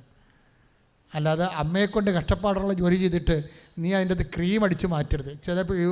ചില ഈ കൊച്ചു പിള്ളേരുണ്ടല്ലോ, 1ാം ക്ലാസ്സിലെ പിള്ളേരൊക്കെ കേക്ക് മുറിക്കുമ്പോൾ ആ ബട്ടറെല്ലാം നാക്കി തിന്നേച്ചും കേക്ക് പാവെടുത്ത് കളയും. അതുപോലെ തന്നെ ഉടമ്പടിയുടെ എളുപ്പമുള്ള കാര്യങ്ങളെല്ലാം എടുത്തിട്ടും ബാക്കി അമ്മയും അപ്പനും ചെയ്യാൻ പറയും. അങ്ങനെയൊക്കെ ഉള്ളവർക്ക് പോണ വഴിക്ക് പണി മേടിക്കും, ഒരു സംശയമില്ല. കാര്യം കൈയിരിക്കണ കാപട്യമാണെന്ന് ദൈവത്തിന് അറിയാം. എന്തിനാണ് വെറുതെ ഇല്ലാത്ത എപ്പോഴും നമ്മൾ വളരെ ശ്രദ്ധിച്ചും സൂക്ഷ്മതയോടെയാണ്. ബൈബിൾ പറയുന്ന ഒരു വാക്കുണ്ട്, ദേവാലയത്തിലേക്ക് വരുമ്പോൾ നീ സൂക്ഷ്മതയുള്ള വ്യക്തിയാകണമെന്ന്. ദൈവത്തിൻ്റെ അടുത്ത് വരണമെന്നൊരു ബോധം ഉണ്ടാകണം. അല്ലാതെ നിങ്ങളുടെ ഈ മലയാളികളുടെ സ്വതസിദ്ധമായിട്ടുള്ള പാരമ്പര്യമായ ഉടായ്പൊന്നും ദൈവത്തിൻ്റെ അടുത്ത് നടക്കത്തില്ല. കൃത്യമായിട്ട് ഞാൻ പറയുകയാണ്, അത് വൃത്തിയായിട്ട് ചെയ്യേണ്ട കാര്യം. ഉടമ്പടിയായ കാരണം അത് നിങ്ങളുടെ റിലേഷൻ, നിങ്ങളുടെ ഉടമ്പടിയുടെ സാക്ഷ്യങ്ങളുടെ റേഞ്ച് നോക്കിയാൽ മതി. വളരെ ശ്രദ്ധിക്കണം. പിന്നെ സാക്ഷ്യം, ചില ആൾക്കാർക്ക് എന്താ പറ്റണമെന്ന് അറിയാമോ, അവർ ഉടമ്പടി എടുക്കുമ്പോൾ തന്നെ തീരുമാനിക്കും സാക്ഷ്യം പറയേണ്ടെന്ന്. അങ്ങനെയാണ് താമസിക്കണത്. സാക്ഷ്യം പറയാമെന്നും പറഞ്ഞുകൊണ്ടാണ് നിങ്ങൾ ഉടമ്പടി എടുക്കേണ്ടത്. ദൈവത്തെ മഹത്വപ്പെടുത്തിയാലേ വിശ്വാസത്തെ വളരത്തുള്ളൂ. 4:20 അങ്ങനെയല്ലേ? ദൈവത്തെ മഹത്വപ്പെടുത്തി വിശ്വാസത്തെ വളരാൻ. നിങ്ങൾക്ക് വളർച്ച വേണമെന്നുണ്ടെങ്കിൽ ദൈവത്തെ മഹത്വപ്പെടുത്തണം. അത് മനുഷ്യരുടെ മുമ്പിൽ എന്നെ ഏറ്റു പറഞ്ഞാൽ സ്വർഗ്ഗസ്ഥനായ പിതാവിൻ്റെ മുമ്പിൽ ഞാനും നിങ്ങളെ ഏറ്റു പറയും. കാര്യം ഇപ്പം നിങ്ങൾ ഓർക്കും, ഇപ്പോൾ ഒരു പ്രശ്നമുണ്ടായി, അതുകൊണ്ട് ജോലിയില്ല, അതുകൊണ്ട് ഉടമ്പടി എടുക്കാം. അവസാനം പുറത്തൊക്കെ നിങ്ങൾ പറയാൻ പോണത് നിങ്ങൾ പരീക്ഷ എഴുതി ആനെ കൂനെ നിങ്ങളുടെ മെരിട്ട് കൊണ്ടാണ് നിങ്ങൾ കയറി പറ്റിയെന്നൊക്കെ പറയും. ദൈവത്തിനെ പറ്റിച്ച് അനുഗ്രഹം അടിച്ചു മാറ്റാമെന്ന് വിചാരിച്ചാൽ വേറെ പ്രശ്നമൊന്നും ഉണ്ടാവും. കാര്യം ഇനിയും നിങ്ങൾക്ക് ഇവിടെ ജീവിക്കണമല്ല, ഒന്നും ഉറങ്ങിയാൽ നേരം വിളിക്കത്തില്ലല്ലേ, നാളെയും വിഷയം ഉണ്ടാകത്തില്ലേ. അപ്പോൾ എന്ത് മോന്തയുമായിട്ട് ദൈവത്തിൻ്റെ അടുത്ത് വരും? ദൈവത്തിന് അറിയാൻ പറ്റുമല്ല, പണ്ട് പറ്റിച്ചതാണെന്ന് അറിയാമില്ല. അപ്പോൾ ഈ പറ്റിപ്പൊന്നും ചെയ്യരുത്. നിങ്ങൾക്ക് സാക്ഷ്യം അനുഭവം കിട്ടിയാൽ നിങ്ങൾ അപ്പം തന്നെ വന്ന് റിപ്പോർട്ട് ചെയ്ത് സാക്ഷ്യം പറഞ്ഞിട്ട് നിങ്ങളുടെ കടം മാറ്റിയേക്കണം. അത് കടമെന്നാണ് പറയണത്. ദൈവത്തിന് കൊടുക്കാനുള്ളത് ദൈവത്തിന് കൊടുക്കണം. കൊടുക്കാതെ വരുമ്പോൾ കടമാണ്. അതായത് ഞായറാഴ്ച കുർബാന കടമെന്നല്ലേ പറയണത്. കടമെന്ന് പറഞ്ഞതാണ് ദൈവത്തിന് കൊടുക്കാനുള്ളത് നമ്മൾ ദൈവത്തിന് കൊടുക്കണം. ചില ഇപ്പോൾ റോമ 1:29 അവർ ദൈവത്തിന് കൊടുക്കേണ്ട മഹത്വം മനുഷ്യന് കൊടുത്തെന്ന്. അതുകൊണ്ട് എന്ത് പറ്റി? അധമവികാരങ്ങൾ ഏൽപ്പിച്ചു കൊടുത്തു. അതാണ് വിഷയം, അതാണ് സംഭവം. അധമവികാരത്തെ നാളെ നിങ്ങൾക്ക് ഇപ്പോൾ ദൈവത്തിന് കൊടുക്കാനുള്ള മഹത്വം ദൈവത്തിന് കൊടുക്കാതെ നിങ്ങളുടെ ക്രെഡിറ്റിലാക്കി, നിങ്ങളുടെ കഴിവ് കൊണ്ടാണ് നിങ്ങൾക്ക് ജോലി കിട്ടിയതെന്ന് പറഞ്ഞു. ഓക്കെ, അതിപ്പോൾ ഇന്നത്തേതിൽ നടക്കത്തുള്ളൂ, നാളെ നടക്കത്തില്ല. എന്താ പറ്റുക? നാളെ അധമവികാരത്തിൽ ഏൽപ്പിച്ചു കൊടുക്കും. എന്ന് വെച്ച് കഴിഞ്ഞാൽ ഒരു ബുദ്ധിമോശത്തിൽ എന്തെങ്കിലും ബിസിനസ്സിൽ പോയി ചാടും, അതോട് നിൻ്റെ കിഡ്നി വരെ അടിച്ചു മാറ്റും. അധമവികാരം തന്നെ അങ്ങനെയാണ്. ബൈബിൾ അറിയാൻ പാടില്ലാത്ത കൊണ്ടാണ് തെറ്റ് സംഭവിക്കുന്നത്. കാര്യം ദൈവത്തിന് കൊടുക്കേണ്ട മഹത്വം റോമ 1:29 ആ ദൈവത്തിന് കൊടുക്കാതെ മനുഷ്യന് കൊടുത്താൽ സ്വാഭാവികം എന്താണ്? അധമവികാരം ഏൽപ്പിച്ചു കൊടുക്കുക. ഒരു ചിന്ത, പദ്ധതി, വെറുതെ ഒരു പൊട്ടത്തരം തോന്നി ഒരു പറമ്പ് മേടിക്കാൻ തോന്നിയാൽ മതി, അതോടുകൂടി നിൻ്റെ ജീവിതം തീരും. ആ പറമ്പ് മേടിച്ചതോടുകൂടി ചിലപ്പോൾ ജീവിതം തീരും. അപ്പം അതുകൊണ്ടാണ് നിങ്ങളെ അറിയുന്നില്ല, നിങ്ങളെ പലരും നശിക്കുന്നതിൻ്റെ കാരണം നിങ്ങളുടെ തന്നെ കയ്യിരിപ്പ് കൊണ്ടാണ്. ഉടമ്പടി എടുക്കുമ്പോൾ ആദ്യം തന്നെ കർത്താവ് വരുന്നതിന് മുമ്പ് വന്നൊരു മനുഷ്യനുണ്ട്, അയാൾ പറഞ്ഞൊരു വർത്തമാനമുണ്ട്, ഒടിഞ്ഞു മടങ്ങി കിടക്കുകയാണെങ്കിൽ വളഞ്ഞതെല്ലാം ഋജുവാക്കണമെന്ന്. മനസ്സിലായില്ലേ? എന്നുവെച്ചാൽ വളഞ്ഞ വഴികളൊക്കെ കയ്യിലുണ്ടെങ്കിൽ നേരെ ചടവ് നിവർത്താതെ ദൈവത്തെ പ്രാപിക്കാൻ പറ്റത്തില്ല. അപ്പം അതുകൊണ്ട് വളഞ്ഞ വഴികളെല്ലാം കയ്യിലുണ്ടെങ്കിൽ നേരെയാക്കി വയ്ക്കണം. ക്ലിയർ ആയിട്ടുള്ള കാര്യമാണിത്. Okay, IELTS, OET, PET, MOH, HAD, PSC പരീക്ഷകൾ എല്ലാ ദിവസവും അവരെ കാണും. അവർ പോയി രക്ഷപ്പെടണമെന്നും അവരുടെ കുടുംബത്തിൻ്റെ കടങ്ങൾ പരിഹരിക്കണമെന്നും ഒത്തിരി ആഗ്രഹമുള്ളതുകൊണ്ടാണ് അവർ എല്ലാ ദിവസവും കാണുന്നത്. അപ്പോൾ അവരുടെ കയ്യിൽ ഹോൾ ടിക്കറ്റ് ഉണ്ടാകണം. ഹോൾ ടിക്കറ്റ് കൃത്യമായിട്ട് ഉണ്ടാകണം. ഇല്ലാത്തൊരു കൃപാസനത്തിൽ വരേണ്ട കാര്യമില്ല. ഹോൾ ടിക്കറ്റ് കിട്ടിയില്ല, അത് പരീക്ഷയുടെ തലേ ദിവസമേ വരത്തുള്ളൂ എന്നൊക്കെ പറഞ്ഞുകൊണ്ട് പറയത്തില്ലേ. ഞങ്ങൾ വയനാടുകാരാണ്, ഇംഗ്ലണ്ടുകാരാണെന്നൊക്കെ പറഞ്ഞാൽ ഒന്നും നടക്കത്തില്ല. ഹോൾ ടിക്കറ്റ് വേണം, അല്ലെങ്കിൽ പരീക്ഷയ്ക്ക് പൈസ അടച്ചതിൻ്റെ രസീത് വേണം. എല്ലാം ആലപ്പുഴ വന്നതല്ലേ, കൃപാസനത്തിൽ വന്നതല്ലേ, എന്നാൽ പിന്നെ പരീക്ഷയ്ക്ക് പ്രാർത്ഥിക്കാമെന്ന് വിചാരിച്ചാൽ നിങ്ങൾക്കറിയാം നിങ്ങൾ രജിസ്റ്റർ ചെയ്തിട്ടില്ലെന്ന്. ഹോൾ ടിക്കറ്റ് ഇല്ലാത്ത ആൾക്കാർ, രസീത് ഇല്ലാത്ത ആൾക്കാർ, പരീക്ഷയ്ക്ക് രജിസ്റ്റർ ചെയ്യാത്ത ആൾക്കാരായിട്ടാണ് ഞാൻ കാണുന്നത്. അതുകൊണ്ട് രജിസ്റ്റർ ചെയ്ത പരീക്ഷകൾ കാണിച്ചു തരാം. അല്ലാതെ നിങ്ങൾ രജിസ്റ്റർ ചെയ്തോളാമെന്ന് പറഞ്ഞ് മുൻകൂർ അഡ്വാൻസായിട്ട് പ്രാർത്ഥന മേടിക്കരുത്. അത് നിങ്ങൾക്ക് വിശ്വാസം ആപ്ലിക്കേഷൻ കുറഞ്ഞു പോകും. അതാണ് അങ്ങനെ പറയുന്നതിൻ്റെ കാരണം. അമ്മയ്ക്കൊരു പ്രാർത്ഥനാ മുറി, എൻ്റെ സ്വന്തം മുറി. എല്ലാ ദിവസവും ഇവിടെ തീർത്ഥാടകർ ഈ ചുറ്റുവട്ടങ്ങളിൽ താമസിക്കുന്നുണ്ട്, വലിയ പൈസക്ക് താമസിക്കുന്നുണ്ട്. അതുപോലെ തന്നെ പുറത്തുള്ള ആൾക്കാർ ഇവിടെ വന്നിട്ട് 3000 രൂപയ്ക്ക് വരെ താമസിക്കുന്ന ആൾക്കാർ ഒരു ദിവസം അടുത്തുള്ള ഹോട്ടലിൽ. അപ്പം അതൊക്കെ കുറയ്ക്കാൻ വേണ്ടിയാണ് നമുക്ക് സ്വന്തമായിട്ട് നമ്മൾ തീർത്ഥാടകർക്ക് വേണ്ടിയുള്ള സൗകര്യം ഒരുക്കണത്. അപ്പം അത് മുറി അവിടുന്ന് തീർത്ഥാടകർക്ക് നമ്മൾ ചെയ്യുന്ന മുറി 5 വർഷത്തേക്ക് നമുക്ക് ഫ്രീ ആയിട്ട് കിട്ടും. 1 വർഷം 4 ദിവസം വെച്ച്. അത് 4 ദിവസം 4ആയിട്ട് വേണം എടുക്കാം, 4 ഒരുമിച്ച് എടുക്കാം, അത് ഇഷ്ടമുള്ള പോലെ. അതിന് വേണ്ടി 9, 4, 4, 7, 6, 9, 6, 8, 1, 5 വിളിക്കേണ്ടതാണ്. അതാത് ദേശങ്ങളിലേക്ക് പോകുമ്പോൾ ആ ദേശങ്ങളുടെ ഭാഷാപത്രങ്ങളാണ് കൊണ്ടുപോകേണ്ടത്. കഴിഞ്ഞ ശിവരാത്രി ദിവസം 10,000 പത്രമാണ് പോയിരിക്കുന്നത്. മറ്റ് ഭാഷകളിലാണ്. മറ്റ് ഭാഷകളിൽ 12 ഭാഷകളുടെ പത്രമുണ്ട്. അതായത് ഇറ്റാലിയൻ, ജർമ്മൻ, ഗുജറാത്തി, മറാത്തി, ബംഗാളി, അതുപോലെ തന്നെ ഹിന്ദി, മലയാളം, ഇംഗ്ലീഷ്, അങ്ങനെ 12 ഭാഷകളിലെ കൃപാസന പത്രമുണ്ട്. അപ്പം അതിൽ എവിടെയാണ് നിങ്ങൾ പോണത്, അത് ആ പത്രമാണ്, ആ ഭാഷാപത്രമാണ് മേടിച്ചുകൊണ്ട് പോകേണ്ടത്. പിന്നെ കൃപാസനത്തിൽ താമസിച്ച് അല്ലെങ്കിൽ കൃപാസനം പ്രവർത്തകരായിട്ട് പ്രേക്ഷിതരായിട്ട് പ്രേക്ഷിത ജോലിക്ക് വേണ്ടി ചേരാൻ ആഗ്രഹമുള്ളവർ 82 81 29 75 11 വാട്സപ്പ് നമ്പറിൽ ബന്ധപ്പെടാവുന്നതാണ്. എല്ലാ 2ാം ചൊവ്വാഴ്ചയും ഇതര സംസ്ഥാനങ്ങളിലുള്ളവർക്ക് വേണ്ടിയുള്ള പ്രത്യേക കൗൺസിലിംഗ് ഉണ്ടാവും. അന്ന് വിജയകുമാർ ശുശ്രൂഷയ്ക്കുള്ള ദിവസമാണ്. കൃപാസനത്തിൽ നിന്ന് പറഞ്ഞ് സാമ്പത്തികമായ സഹായം ചോദിക്കുന്നവർ അത് കൃപാസനത്തിനല്ലെന്ന് വീണ്ടും ഓർപ്പിക്കുകയാണ്. അങ്ങനെ ഒരു സംഭവം നമുക്കില്ല. നമുക്ക് സ്വസ്ത്രക്കാഴ്ച പോലും എടുക്കണില്ല, കുർബാനപ്പണം സ്വീകരിക്കണില്ല, അതുപോലെ തന്നെ സംഭാവനകളുടെ എഴുതി വെച്ചിട്ടില്ല. എന്നാൽ ഇവിടുത്തെ ചിലവ് നടക്കണില്ലെന്ന് ചോദിച്ചു കഴിഞ്ഞാൽ സുന്ദരമായ രീതിയിൽ കർത്താവിൻ്റെ അമ്മയുടെ അനുഗ്രഹം കിട്ടിയവരെല്ലാവരും ആത്മാർത്ഥമായിട്ട് സഹായിക്കുന്നുണ്ട്, ഒരു സംശയമില്ല. പക്ഷേ ഇതൊന്നും സാമ്പത്തികമായിട്ടൊരു ബുദ്ധിമുട്ടുകൾ ഇവിടെ പറയുകയോ എടുക്കുകയോ അങ്ങനെ ഒരു രീതികളില്ല. സ്വസ്ത്രക്കാഴ്ച എടുക്കത്തില്ല, അതുപോലെ തന്നെ സംഭാവന എഴുതി വെച്ചിട്ടില്ല, അതുപോലെ തന്നെ മറ്റു തരത്തിലുള്ള ഒരു വിഷയവുമില്ല. അപ്പം അത് കൊണ്ട് തന്നെ സാമ്പത്തിക വിഷയം വല്ലതും ഉണ്ടെങ്കിൽ അച്ഛനായിരിക്കും പറയണത്. ഞാൻ അങ്ങനെയുള്ള കാര്യങ്ങൾ പറയാറുമില്ല, ഞങ്ങൾക്കറിയാവില്ല, രീതികളറിയാവില്ല. അപ്പം അതുകൊണ്ട് ആരെങ്കിലും പറയുന്നുണ്ടെങ്കിൽ അത് കള്ളത്തരമാണെന്ന് മനസ്സിലാക്കാൻ വേണ്ടിയാണ് ഇത്രയും പറഞ്ഞത്. ഇനി കൃപാസനത്തിലാണ് നിങ്ങൾ സംഭാവന കൊടുക്കണമെങ്കിൽ ആ കൊടുക്കണ സമയത്ത് തന്നെ രസീത് വാങ്ങിക്കണം. രസീതുള്ള സ്ഥലത്തെ കൊടുക്കുകയും ചെയ്യാവൂ. അല്ലാതെ വല്ലയിടത്തും കൃപാസന പ്രവർത്തകനാണെന്ന് പറഞ്ഞ് കോട്ടിട്ട് നടക്കുമ്പോൾ പൈസ കൊടുത്തേക്കാൻ ചിലപ്പോൾ അയാൾ അടിച്ചു മാറി ചിലപ്പോൾ നാളെ പ്രവർത്തകൻ പോലും അല്ലാതെ വരും. ദൈവം അവനെ വെച്ചേക്കത്തില്ലല്ലോ, എൻ്റെ കുടുംബത്തെ പോലും വെച്ച്. ദൈവത്തിനെ പറ്റിക്കുന്ന കാരണമാണ് അങ്ങനെ. കർത്താവിൻ്റെ ശുശ്രൂഷകളെല്ലാം അതല്ലേ. അപ്പോൾ അവനൊരു പ്രലോഭനം കൊടുക്കരുത് നിങ്ങൾ.